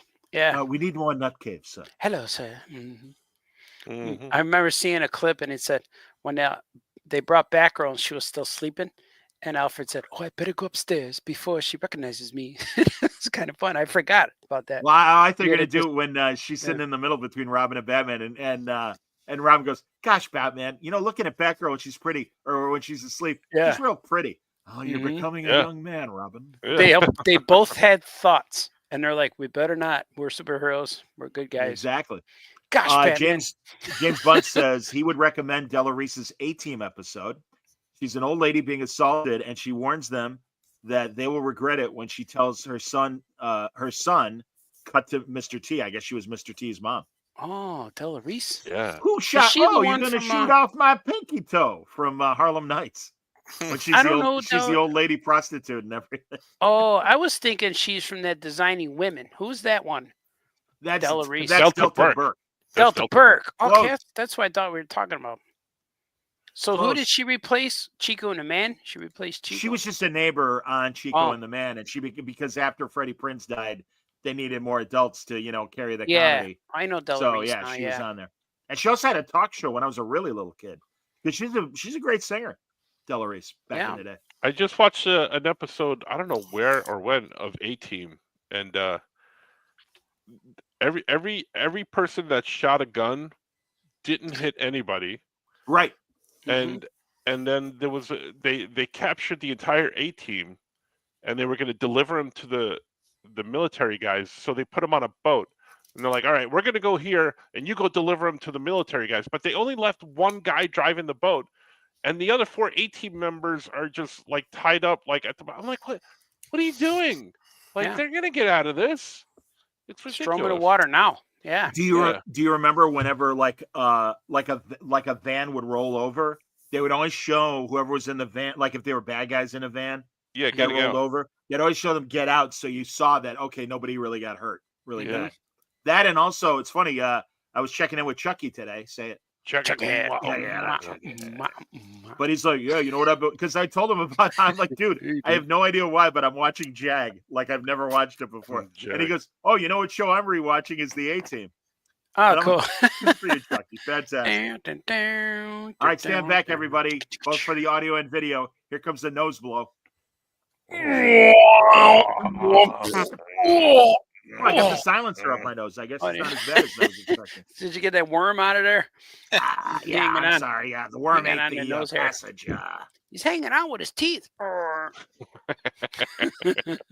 He's got fluoride. Yep.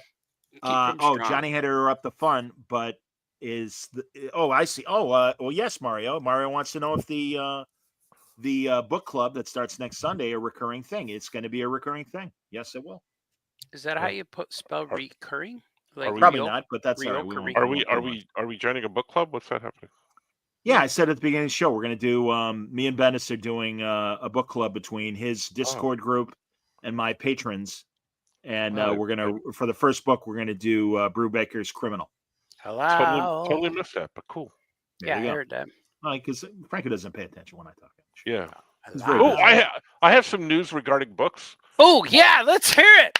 Up for pre-sale today is my book coming out in November, The Adventures of Chase Speedington, coming out from Paper Cuts. So it's available for pre-order today. Go and pre-order now. Very nice. Congratulations. Yeah. Who's Awesome. publishing that for you? That would be Paper Cuts, and then in February, Scooty Pie and I have Ninja Kaiju coming out in November. Wow. In February. Kaiju, Ninja Kaiju. It's action packed. Full of ninja goodness. And a lot of food. Really? A lot of food references? A lot of food in it. Yeah, does he get his beef baptized? Yeah. Tyler is correct. He heard Criminal is being made into a TV show. Yeah, for Amazon.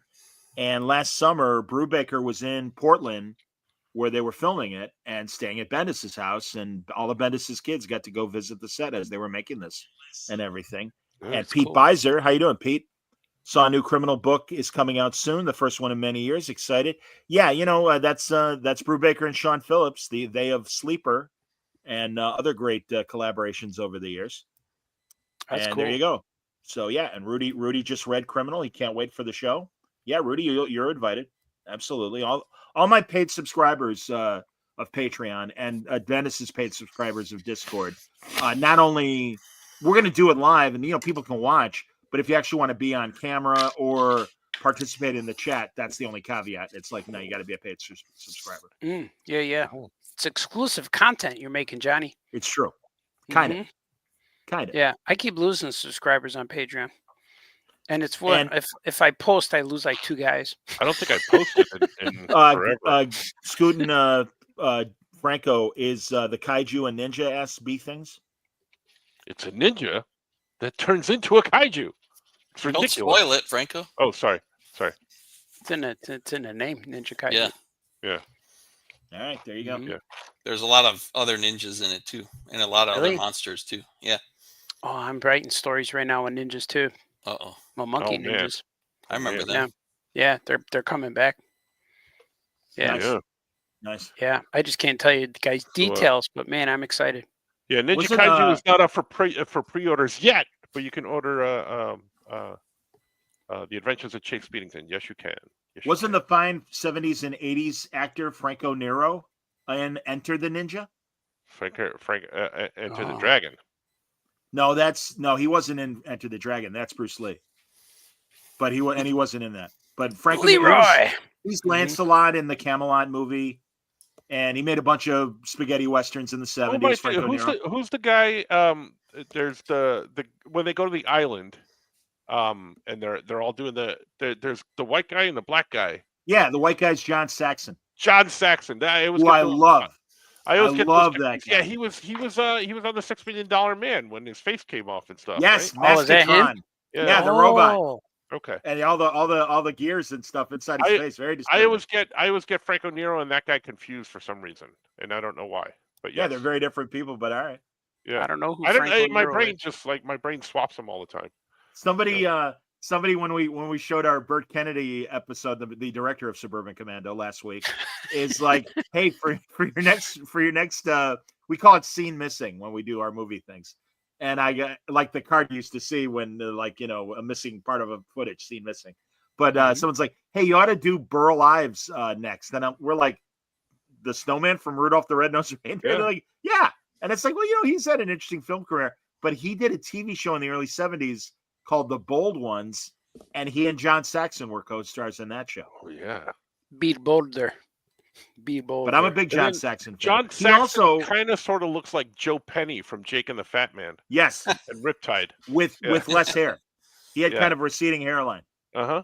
Yeah. But he was John Saxon. I don't frankly remember those two Gene Roddenberry pilots that were TV movies that never went to series. And it was about like a 20th century man that was frozen, and then they thaw him out 400 years later, and it's post-apocalyptic Earth, like Captain America. yeah, but like Buck post-apocalyptic Rogers. Earth. So unlike Captain America, but it What was was like it Earth. called?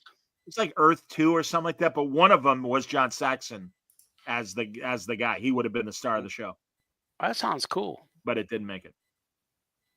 What Yeah, was the name of Genesis that 2. one? Very good, Wayne. Genesis 2. That's yes. Did they make a Not to pilot be movie? confused with Phil Collins in Genesis. So yes. She Yeah, I seems can to hear have it that coming physical in. Oh, sorry. attraction. I gotta watch Genesis 2. That sounds pretty good. Genesis is planet forbidden. Star Trek 3. You sound like the old guy from Christmas Vacation. They want you to say grace. That guy. Mm. Where his Okay. toupee, they Oh. light his toupee on fire. Another horrible TV show that, like when we were talking about Thunder in Paradise and stuff, this show literally only lasted 3 episodes, and it was called Struck by Lightning. Yeah. And it's Jack Elam, and Jack Elam was the character actor who had the really like crazy eye. Yeah, He's had got the crazy chameleon. eyes. They don't, yeah, look at them.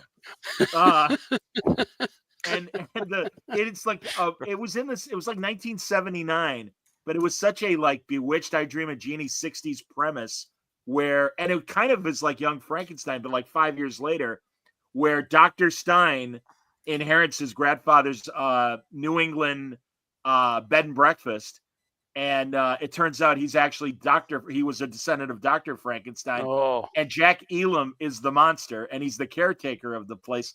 And Jack Elam was so crazy looking, they didn't need makeup. It's just big Jack Elam. And every now and then on the show, he would get struck by lightning, and his back would be all burnt and smoke coming from his back. But I think I the actually pilot, remember this. Yeah. it's because it only was on for 3 episodes. Yeah. And they canceled it right away. But the first episode is on YouTube, and I watched it. And my friend is a big, like, bad show. Like, oh my God, do you remember this? Like, remember Lidsville, of course, with your guy's friend, Yeah. Butch Patrick, of course. Mhm. He loves that show. But yeah, Jack Elam, horrible. And yes, exactly, Rudy. Stein. Jack Elam was also the doctor in Cannonball Run. And he was also in those Support Your Local Sheriff movies with Jeff Garner. Yes, he Or was. James Garner. Yeah. James Garner. Yep. Yep, yep. Yeah, they're funny. They're good for what they are. Yeah. Mhm. Or Dr. Stein's older brother. First name By the Stein. way, Tyler wants to know what we think of the new Image Transformer comics. Oh, I read the first ones. Oh, the Skybound ones? Yeah. Yeah, I haven't read them. I haven't read Void, them. Void Any good? Rivals. Yeah, I read the first 2 issues maybe. So I'm a year behind, but they were cool. And my guy Joe just handed them to me. He's just take this home. Don't look through it. Just read it. Cool. And I liked it. Yeah, and I didn't know it was a Transformer book because it has aliens or they're like astronauts in it first. But I don't know where it goes. But I know where it goes. But where the story goes. But I see the covers with Optimus Prime and stuff. Yeah, they're cool, man. They sell really well. Didn't People dig 'em. a friend of ours did the free comic book day one where he introduced a brand new Transformer? Yeah, he's Smitty. got 3 Brian Smitty. names. Oh, Smitty did it? Smitty, yeah. Oh, cool. Yeah. I know Are- we got a guy with 3 names. Can't remember his name is now. Comment from Jake Artie. I can't stick around. Just wanted to shout Oh, out yeah. Art for his strip called Gorilla Gorilla Yeah. from the old Disney Adventure magazine. I loved reading those collections on the floor in Borders as a kid. Oh Yeah, man, thanks, yeah, Jake buy 'em. Murphy. Oh, man. Yeah, Yeah, man, buddy. he must have been about a good 6 thing. years old. It's a good thing Johnny wasn't in your town, because then if he would have been walking through Borders, he would have yelled at you and said, "This isn't a library." It's not a library. Yeah. No. But They yeah, yelled man. at Thanks. me.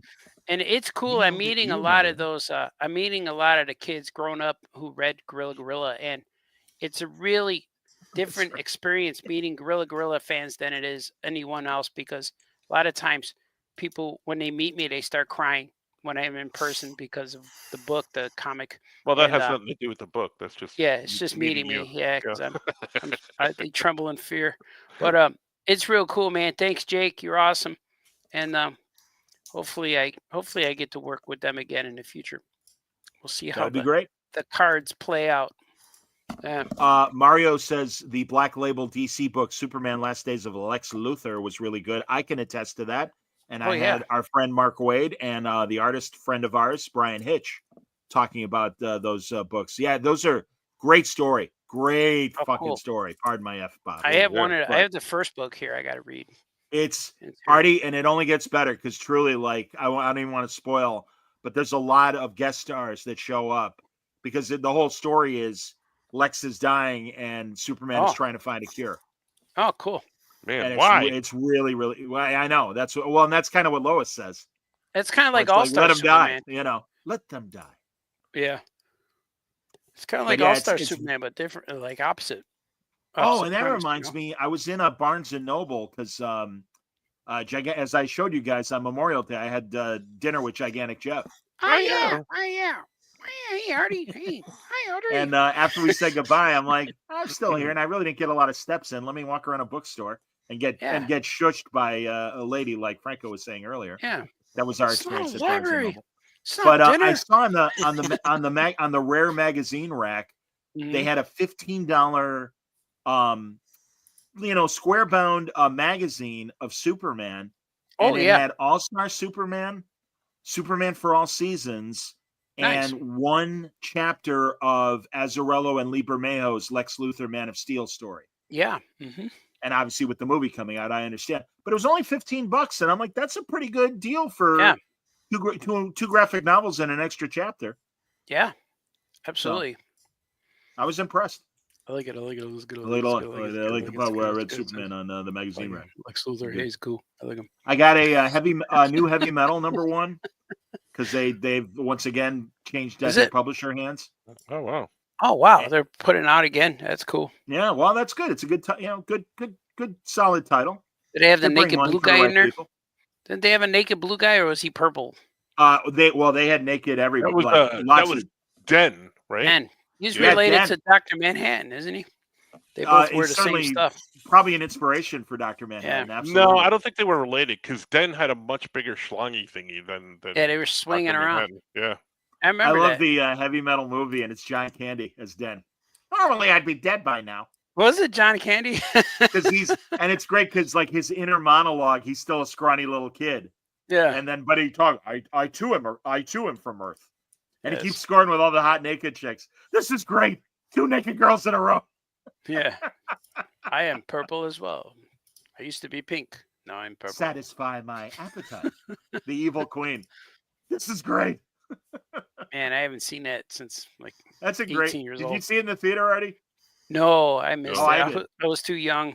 Yeah, I understand. I think it was rated R, right? I saw it was rated R. We got in. I was like 15 or 16. We got in. No, I probably saw it on TV maybe. Remember On TV? Oh, sure. I probably saw it around that time. Come on. You can almost make out a boob if you tune it in right. You get 1 second of clear. Wow. Then it goes back. What did I heard? I heard somewhere that somebody would make pranks and rent movies and just record the last minute of the movie. They would record HBO or they record that on a movie.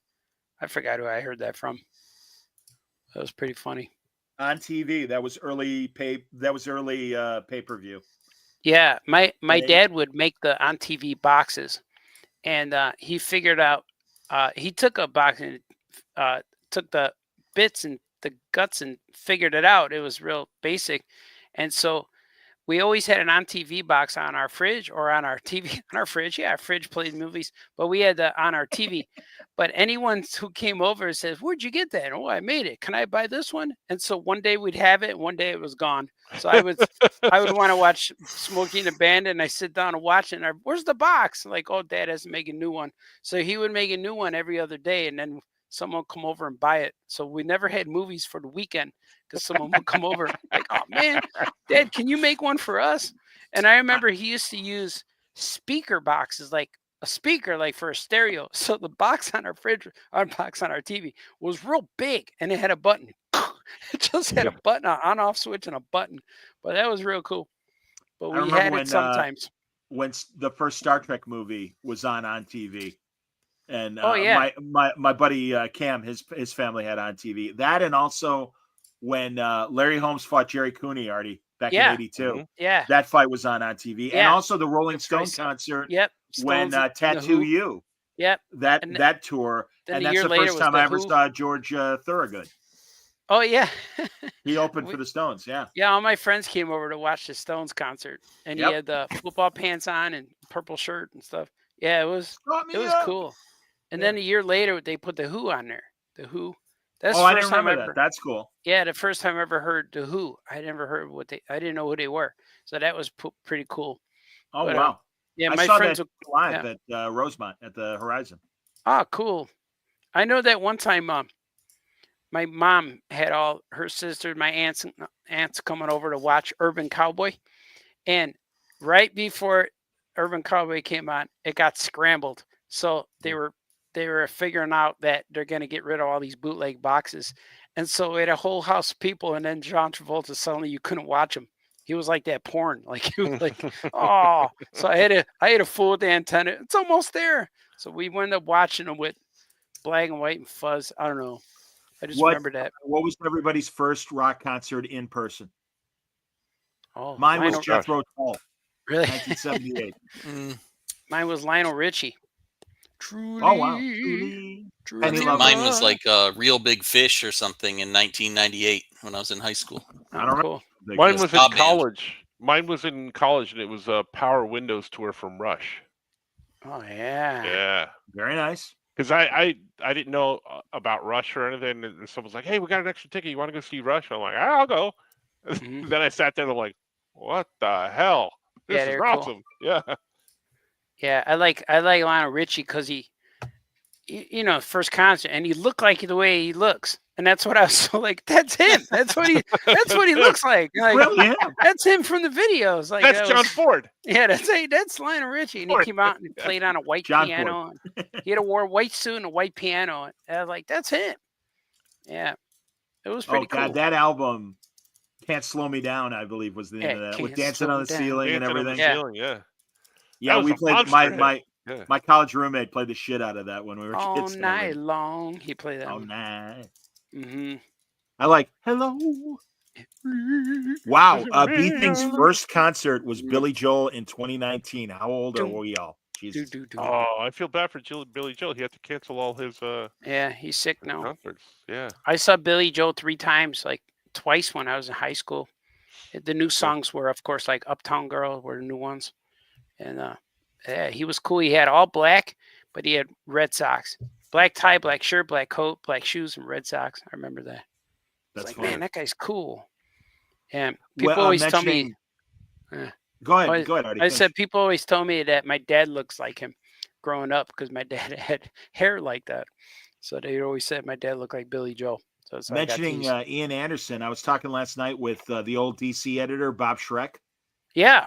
Schreck, yeah. Great conversation. I've wanted to talk to him literally as long as I've been doing Word Balloon. Nice. And Allison Baker hooked me up with him. But, like Matt Wagner's his best friend, and he used to be married to Diana Schutz, and I've had them on many times over the years. So it was great to finally get Bob. But Bob was telling me before he got into comics, he was in a Jethro Tull tribute band in the late 70s and early 80s. And he said, because I could always do a really good Ian Anderson imitation. Nice. Thick as a brick. The reason why I went was, and I got to be honest, other than Thick as a Brick and Bungle in the Jungle, was not a big Jethro Tull fan. I'll admit it. Living in the Past, but those 3 songs. But my stepbrother, who was 7 years older than me, his date fell through, and he didn't want to eat the ticket. And he's like, "Come on, man, please." Come on, I let's was go. like 78, so I was like, just for toll, man. 15 or 6, and he's like, "Come on, man." And I'm like, "All right, fine." All right. Or no, I was 13. I was 12 or 13. Yeah, Free I'm music. bad with math. And I'm like, "Yeah, all right, fine." But yeah, I was at the old stadium, Artie, the Madhouse on Madison. Yeah. Meanwhile, Superman the movie was in theaters. That's what was true. happening. 78. Well, Yeah. all right. I remember seeing that in December of 78 or 9, and it Mhm. was winter, and I rode my bicycle to the movie theater to see it. Cool. And I saw it by myself, and it was Wow. awesome. Yeah, my dad took me and all my cousins. We all loaded Nice. up in the car and went. That's Glenn Ford. That's Glenn Ford. I was like, what? Yeah, that's Glenn Ford. Well, what? Yeah. Who? I didn't know Glenn Ford was. Come on, classic. Yeah, Scoot, I don't know if you saw, but Kari said you got to stop talking over everybody. It's getting annoying. Yeah. Trying to get work done. But I feel like I'm listening to the pod. It's true. Yeah, that's good. Just Right. chime in. That's why I'm the best in the business. Mm-hmm. It's true. I Rudy, like that stuff he got back there too. Rudy must have watched last night. He said Shrek was great. He couldn't wait to tell all the stories. Yeah, he had a million, because he even goes back to Kamiko, Mm-hmm. and he and Joe Naziak or whatever his name is, created Oni, and he was at Dark Horse really in the early days of Dark Horse and stuff. Well, all that stuff before DC. Is he from Chicago, Shrek? No. I think he's East Coast or wherever. Okay, but I know Kamiko was Chicago. Oh, I Kamiko. didn't. Were they really? I guess they were, because I know Azzarello worked for him too. Yeah, because when I went there to interview and Azzarello interviewed me, he checked out my portfolio. Yeah, I remember him, but I didn't know who he was then. But then as I saw him again at a convention, I'm like, hey, that's that guy who interviewed me. And I'm like, hey, that guy who interviewed me is working for DC. When did you start drawing him with no pants? Oh, right when I got to know him. Nobody's invulnerable to me. Well, the great thing, he's got that great junkyard dog kind of attitude. But then Artie shows some drawings of him with no pants, and immediately the defenses just drop, and he's like, all right. Yeah, fine. I know me and Azzarello, like last year, the year before at C2E2 setup day, everyone's talking, and he comes up to me, and we just start talking. And my guy Joe from Skokie Joe, he was in the background, and he's freaking out, and he's taking pictures. And then after Azzarello left, he goes, wow, that was epic. That was cool. You were just talking to Azzarello. He goes, what were you guys talking about? I said, I was asking him how he gets his beard so soft. He's like, really? He said, we're talking about beard creams and stuff. How often do you shave and stuff like that? Really? Nothing like, you weren't talking about Batman? I'm like, nah, man. I said, I never ask creators what they're doing. I always ask them something different. And I said, that's why they come talk to me. And he's like, wow, that's weird. I'm like, yeah.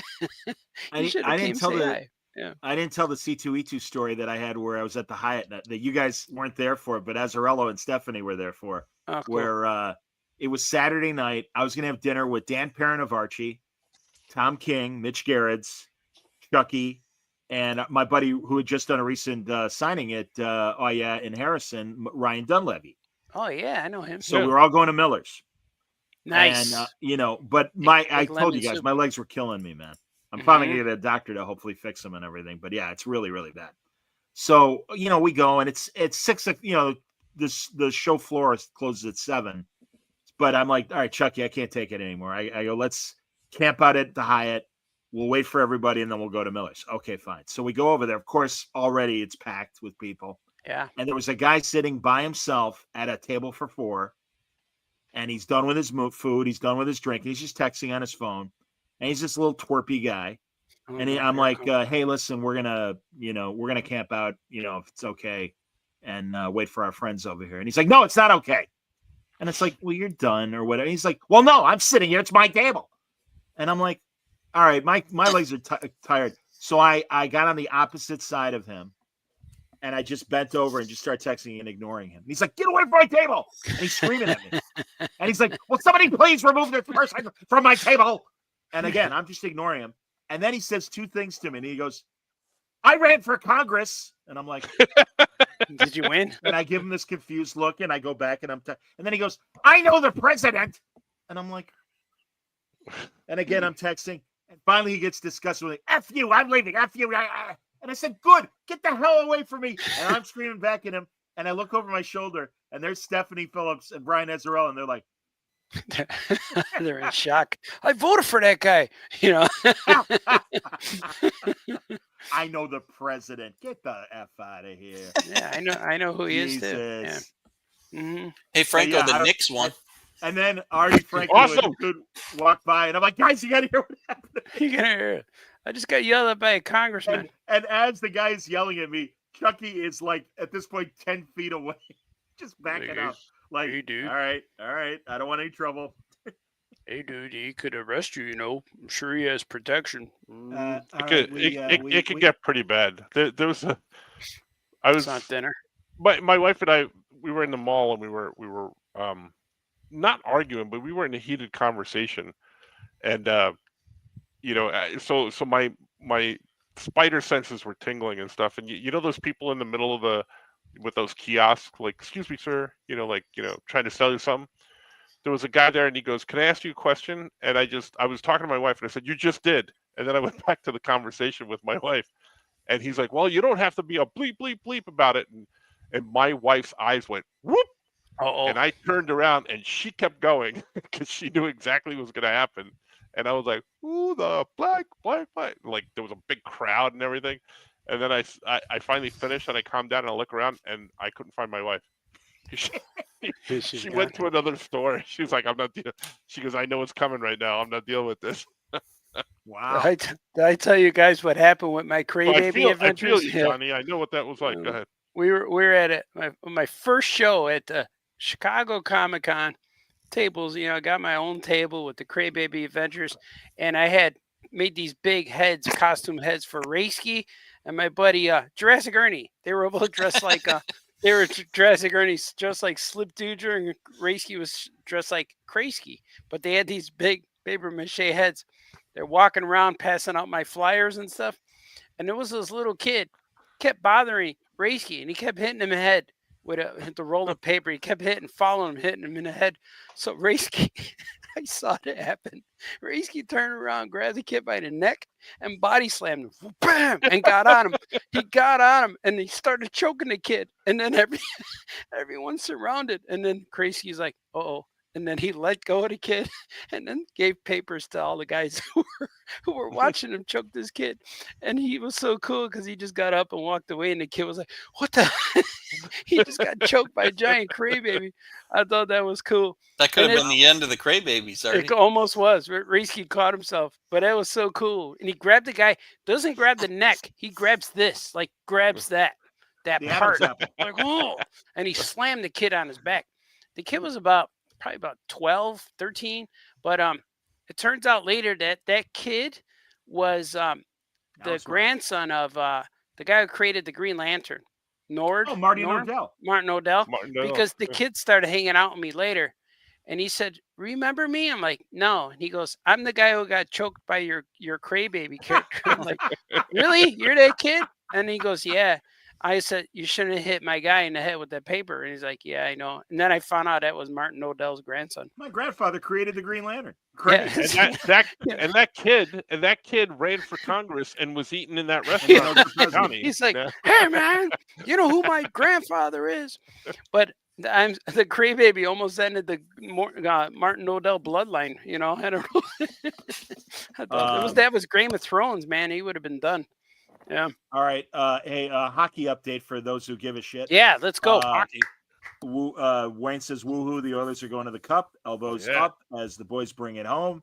And nobody gives a shit, Mario, but the Stars lost. Bummer. And Wayne says, "Scoot, the Oilers won."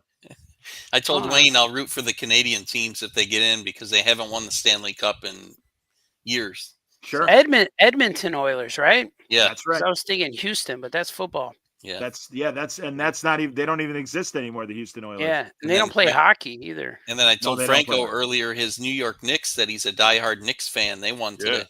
Yeah. They're losing. They're losing in the series 3-2. Franco, one game away. They're coming back. Me and Timothy Chalamet, man, we're rooting for the Knicks. Yeah, I remember. I was at I go to Hooters, sit there, get my wings, and Yeah, we know. I'm sitting there. I'm That's sitting your there. name dropping Hooters. Yeah, Look I'm at you. sitting there. I'm sitting there at the bar, and all the games are on. And there was the Knicks game was on. I think they were playing Detroit Pistons, and it was everyone's looking at this one screen, but this one guy was on the edge, and he kept asking the waitress, "Can you put it on here? Can you put it on here?" And I'm like, just leave, just move your, like, look. And then there was only 0.5 seconds and he was getting mad. And then I actually told him, dude, there's a seat. And he goes, right. So he went, the moment he went to the seat, bing, game's over. So I thought we'll edit that out. That wasn't funny. Yeah, I'm gonna. Is Hooters the restaurant, Johnny, where you said that's not dinner? Was that Hooters? No, it was, but it's Twisted like Kilt. Hooters. It was the Twisted Kilt. Oh, Yeah, okay. the kilt. Yeah, I couldn't remember. And yeah, I went to the woman Mater D, who's in her halter top, showing the goods, and her short plaid skirt. And I'm like, "Are you serving dinner?" And she's like, "Yes." Well, no, we only have appetizers that you can microwave and stuff. And I'm like, "Well, that's not dinner." And it wasn't dinner. It's not dinner. It was after Artie and I went to the early screening of the preview screening for the Avengers movie. Yeah, that's right. That's right. I was trying to remember the We're movie. downtown. Yeah. The original Avengers? Yeah. Yeah, the first one. Yeah. Yeah, the first movie. You going to see Superman on an opening weekend? Yeah, I want to. Yeah, Oliver wants to see it. Yeah. Yeah, probably. We should pod afterwards. Yeah. Man, Sure. that stupid trailer made me cry, man. Cut it out, Scoot. Cut it out. That's the podcast. The podcast. No, don't save me, because it makes no sense if you don't save me, and it's going to be sad. But all Superman fans are going to do is scream about it for 12 damn years since the movie. Dumbass.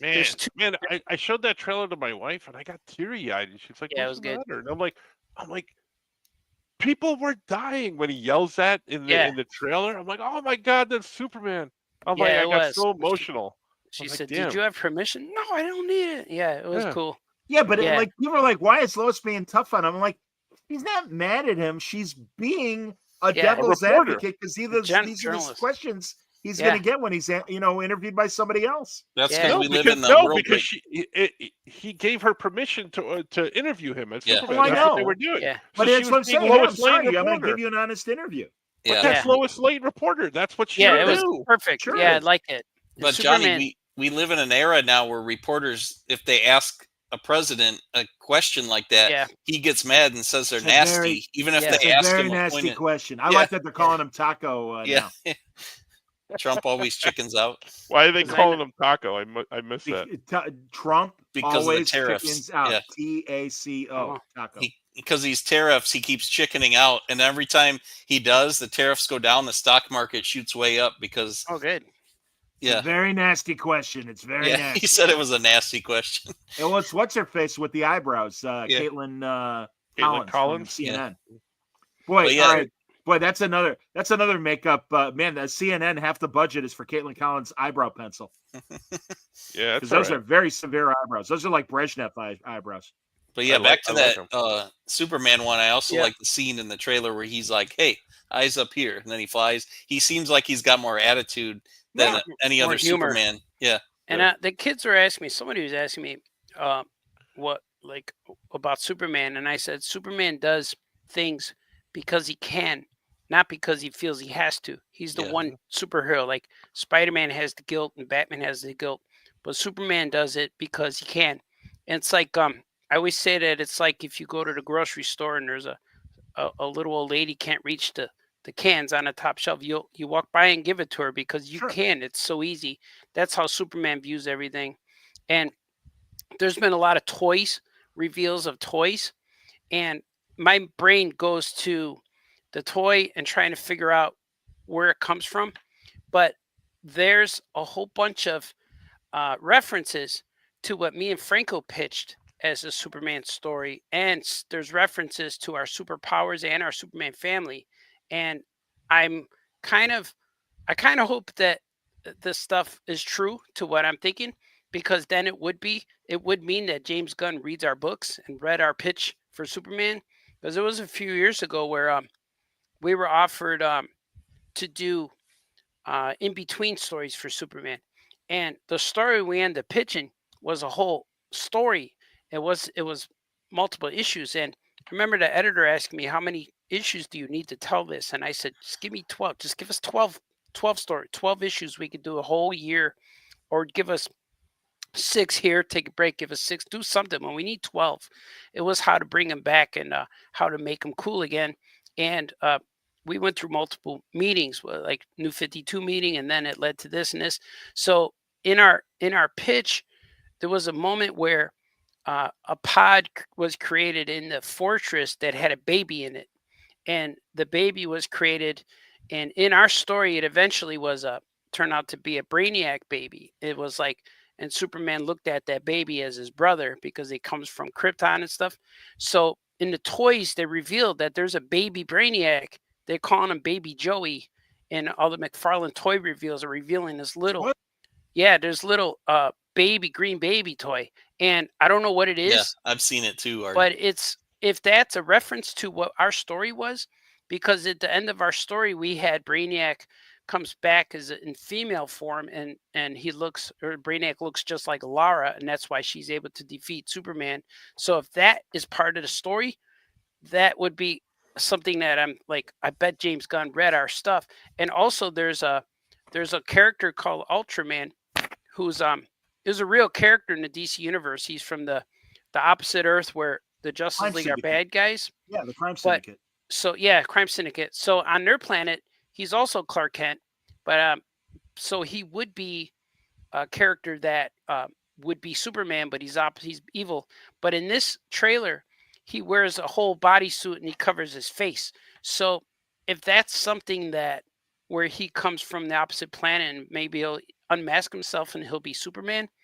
And that was an element we used in Superpowers, where in our Superpowers book, the baby Brainiac grew up to become an evil Superman.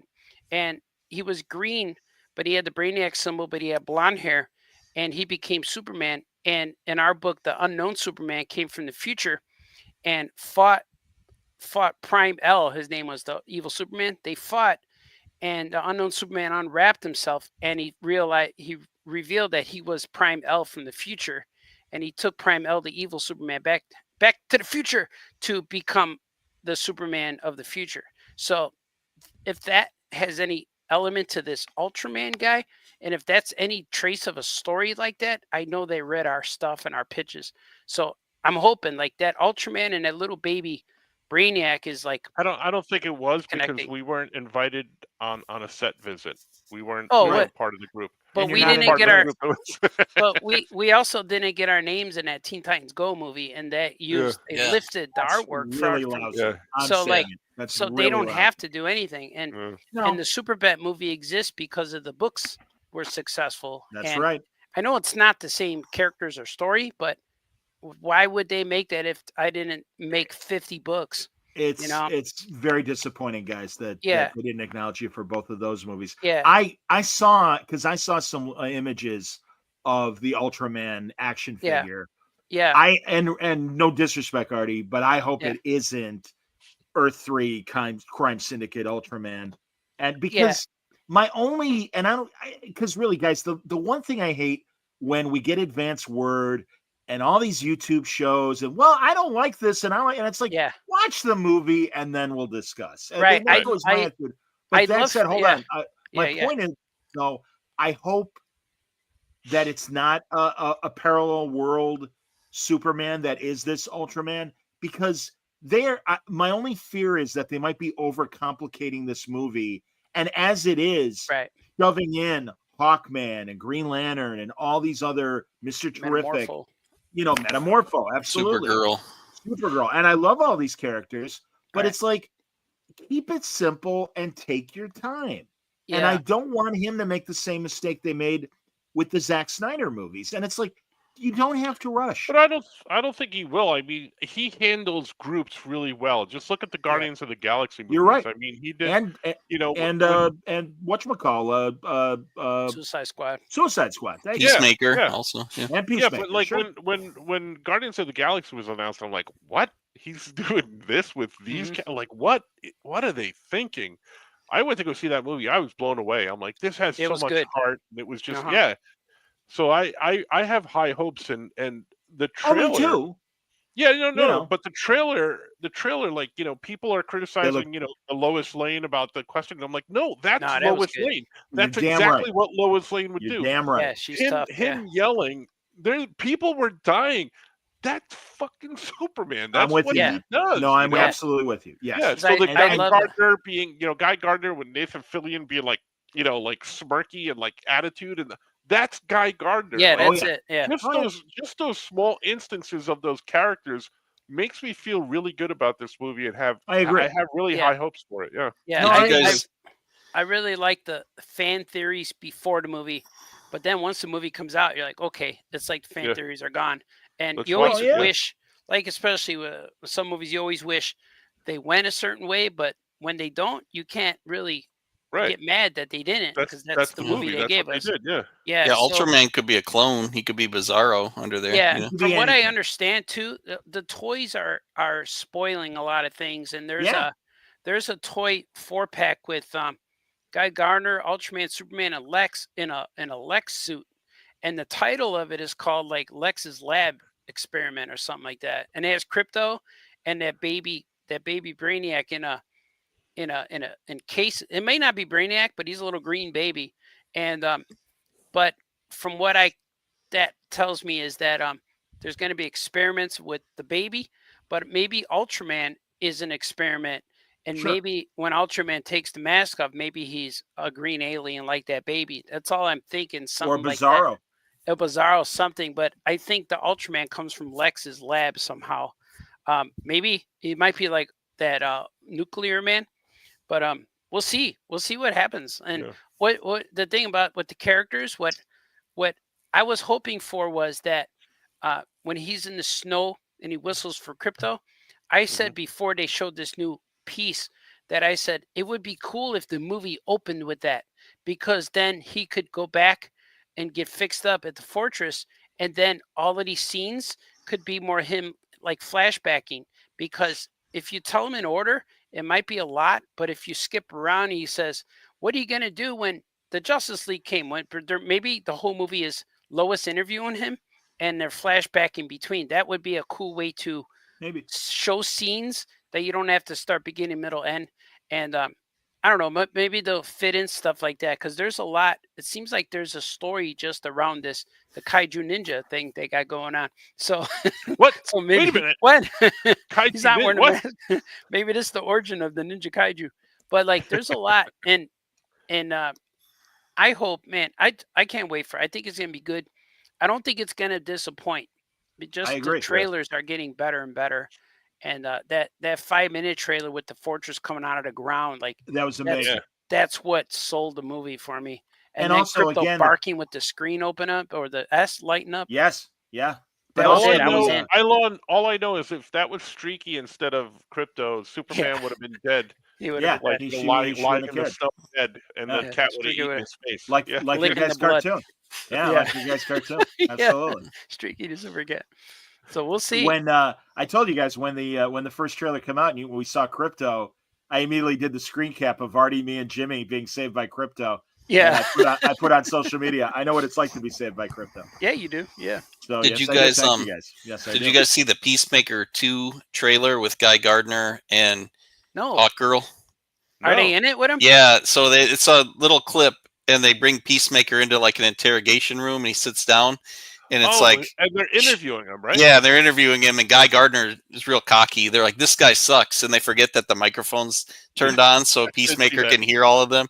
And he gets all sad because he's like, "Yeah, you guys said I suck," and they're like, "Yeah, you're not a good fit for this team." Because there are only 3 members, right? And yeah, well, it's Sean Gunn, who's James Gunn's brother, is in the middle, and we don't know who his character is, but he's in the middle of Hawk Girl and Guy Gardner, and they're just like, they forget the microphone's on, and they're like making fun of Peacemaker. They're like, "Who is this guy? He sucks." And they're like, "Let's get out of here." Oh, you guys don't know, or maybe I've told you guys before, but at a convention one year, we were all on a bus going to the airport. I won't identify the convention, but people can connect the dots.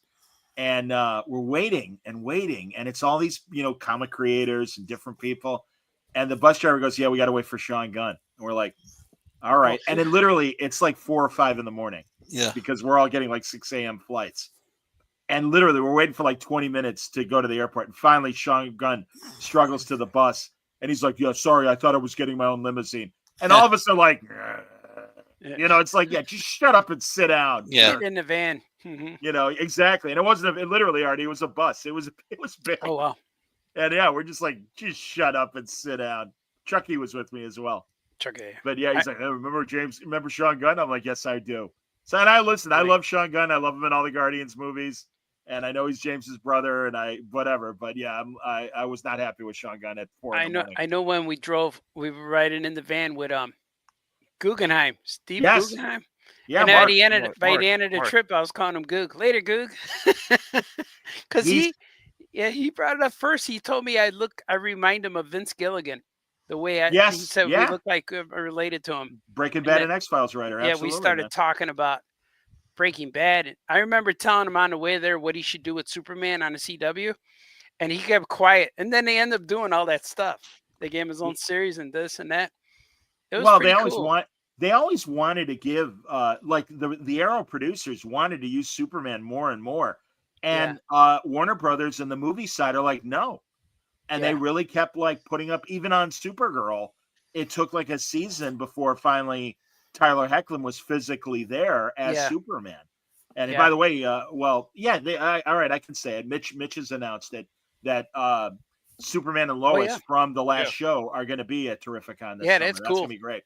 And when I was in Metropolis the last about 2 years ago, remember in the Supergirl show where there's a shadow of Superman and he holds his hand out and it's in the beginning? Yeah. Well, that guy was signing. I met that guy, the guy who was the shadow of Superman. And he looks a little bit like Tyler Hoechlin, but he's a little different features, but he looks like him, the same hair. It looks like he'd be his brother. But I'm like, why didn't they just cast you? And he didn't know why. But he looked good. I already asked him that. Like, why didn't you? Rub it in, Artie. Way to rub it in. Like, why you look great? But he looked like money? he looked like the Fleischer Superman. He looked and he was wearing a suit behind his table. Yeah. At the Kingdom Come Alex Ross documentary screening, they had a guy who looked like old man Kingdom Come Superman with great temples. And I saw that. Yeah. Big beefy guy, but he looked great. Was he the guy from the reference? Was he the same guy they used for reference? No, he wasn't. That's a different guy, and that guy's in the movie. And I asked Morgan from the Superman Museum if he's the Superman from her Superman celebrations, and she said no. No, it's a different guy. But we're both like, man, he was really good, and he was really. And even he tinted. You could tell he tinted his hair gray. Yeah, for the great temples like Kingdom Come. Yeah, the guy from the Superman celebration is he's been the same guy for a while, but every year he gets bigger, like stronger. And I was at the last one I went to it. He always comes in to see the artists and talk and take pictures. And I walked up to him and said, "Hey man, I always wanted to do something." And that's all I said. And he went, "Okay." And he went, puffed out his chest, and I touched it like that. And I went, "Thanks." What it did you touch, Artie? His S. I touched his chest. Fine. All right, that could have been a lot of different hits. That's why I'm asking you. Yeah, I touched his chest. Yeah, you could have puffed out other parts too. Exactly. No, it's like, show me on the towel where Artie touched you, Superman. I touched him right in his S. Yeah, but he was real cool. He knew what I wanted. Barry Lopez says, "Can't wait to see you guys at San Diego this year." Yeah, Barry. There's his family in the drawings. Yeah, it's gonna be good, man. San Diego's gonna be fun. Like it a lot. Like it. I'll be at Heroes Con in a couple of weeks. Hey, excellent. That's a fine show. Yeah. That's a fan favorite. I'll be going to bed in a little bit. I was going to say we could wrap up, boys. I know it's late, Artie, or rather Franco and Scoot's time. Yeah. Yeah. It's the shank of the evening, good. Artie and my time. The shank. This was good pod. Franco stays up late now. It's true. Later Look, and later. It's way past midnight, and I'm still up. Yeah, he doesn't need really? No, it's not. It's 11. Is it? It's not 8. Even no time. No. I got things covering my clock. I understand. Yeah, it was fun podding with you guys. We forgot to recap C2E2 though. Yes, we'll do it next time. We got Harold's Chicken next time. I stayed at Dave's, and Dave had a sock laying there, a random sock. Yeah. Did you take a picture? I told Johnny and Franco, it's like when I stayed with Johnny, there was the glove, and now I stay with Dave, and there was a sock because he had cleaned up where I was staying on the couch and stuff. But then on the way to the bathroom in the hallway, there's just one sock laying in the hallway. Yeah, that's happening in the Vatican now with Pope Leo. Yeah, that's yeah, a Chicago tradition. We use one article of clothing. Sorry, my skivvies are on the floor. I hope nobody minds. It's like the Earth 3 Yoko chips. Sorry, You think Pope Leo, like his hat? You think his underwear is bedazzled the way the Pope hat is and everything? Oh yeah, yeah. It's bulletproof. You got those windows. Your Holiness, not only silk, but we got rhinestones all over the underwear. Okay, it might get a little bumpy down there. Does he? You think he says over by there? Over by there. Those guys better. Bless gotta you ask him all how do you say over Chicago. by there. Does he? When he gets back to Chicago, does he instantly go right back to a Chicago accent? Hey, oh yeah, he does. Hey, I'm thinking like they're like, hey Pope, what do you want for lunch? I don't know. What do they got here in Rome? They got that Portillo's. They got the beef sandwich. Yeah, with ketchup on it. We got Italian beef. Yeah, dip. We don't have Italian beef. What do you mean? No, we're in Italy. We're all counting on him making ketchup on hot dogs a holy sin. Yeah. He's writing it in. I got a proposal, everyone. No ketchup on hot dogs if that's the case, then I'm going to hell, Johnny. Because and he likes Chicago pizza over New York pizza, Franco. Of course he does. Oh yeah, he does. Oh, by the way, I love when St. Louis puffs out their chest and go, "Oh, we're the inventors of thin crust pizza. We've been doing it since 1964." And we're like, Chicago's been doing it since 1940. Yeah. Sit down. 1901 with the socks. Sit down, Indiana. Kidding, Well, it's the truth, Relax. man. It's because I saw a bunch of articles from St. Louis, and they call it, tavern style pizza. And it started in St. Louis in 1964. And it's like, well, I don't know. And even my dad was 10 years too late. I'm like, well, my dad was making it in 1950s. So I don't know what the hell you're talking about. But okay. It's always been around since the beginning of time. Just stick with Budweiser, right? That's what the Budweiser and the Cardinals. That's what you're known pizza over by there. By the guy in 33rd Street. I like the pizza. Then you say north side and south side. There's no H. My Chicago accent is always based on that guy from Vince from Mike and Molly. I like that guy. Yeah, and the guy said, "Hey, we're trying to eat and commiserate here." That guy. He's from Lake Placid, New York. But Robert Forster, the guy who was in Jackie Brown, the bail bondsman, he has what sounds like a Chicago accent. And he said, "Nah, I'm from Lake Placid. We got the same kind of accent, even though we're not from Chicago." But people say that all the time over by there. Almost Canadian. It's north and cold. That's why. Probably. But no, I love that guy. Artie or Franco. I started watching Mike and Molly because he told me about that guy, Vinny or whatever his name was. I swear to God, if this country don't watch it, we're all going to be run over by the Chinese. I caught an episode the other day, and it was a Thanksgiving episode. And he goes, "Hey, listen, babe, I took the Viagra, so after dinner, if I'm out, don't waste that. You go full blow." Don't waste it. Yeah, he goes, "Don't waste that." And I forget what the specifics, but the kid six there, was always sleeping around and stuff. And it's like, hey, if she don't watch it, she better start working the pole before her knockers start to droop.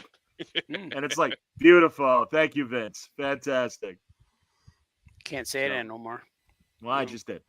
I know. Well, I just like it. I like it. By the way, we come from a time. Yeah. On Jag, there's a bunch of innuendos that I'm like, no way would that stuff fly today. Hilarious. You can't even say what you're talking about Willis anymore. Does it mean something else? Maybe. Doesn't it? Maybe. I don't know. Does it? I don't know. No, people just don't know what you're saying. About Willis, not Willie. Oh, I say. People just don't know the reference. Why does he keep calling me Willis? Yep. And yeah, Rudy says he always thought the regular guy, movie critic from WXRT, had the best accent. Oh yeah, the regular guy. Even though Saturday Night Live does the Bears guys, but they're pretty accurate. Yeah. Chris Farley ate that Polish sausage. Our good guy George Went, our good friend George Went left. Yeah, exactly. Oh yeah. George Went.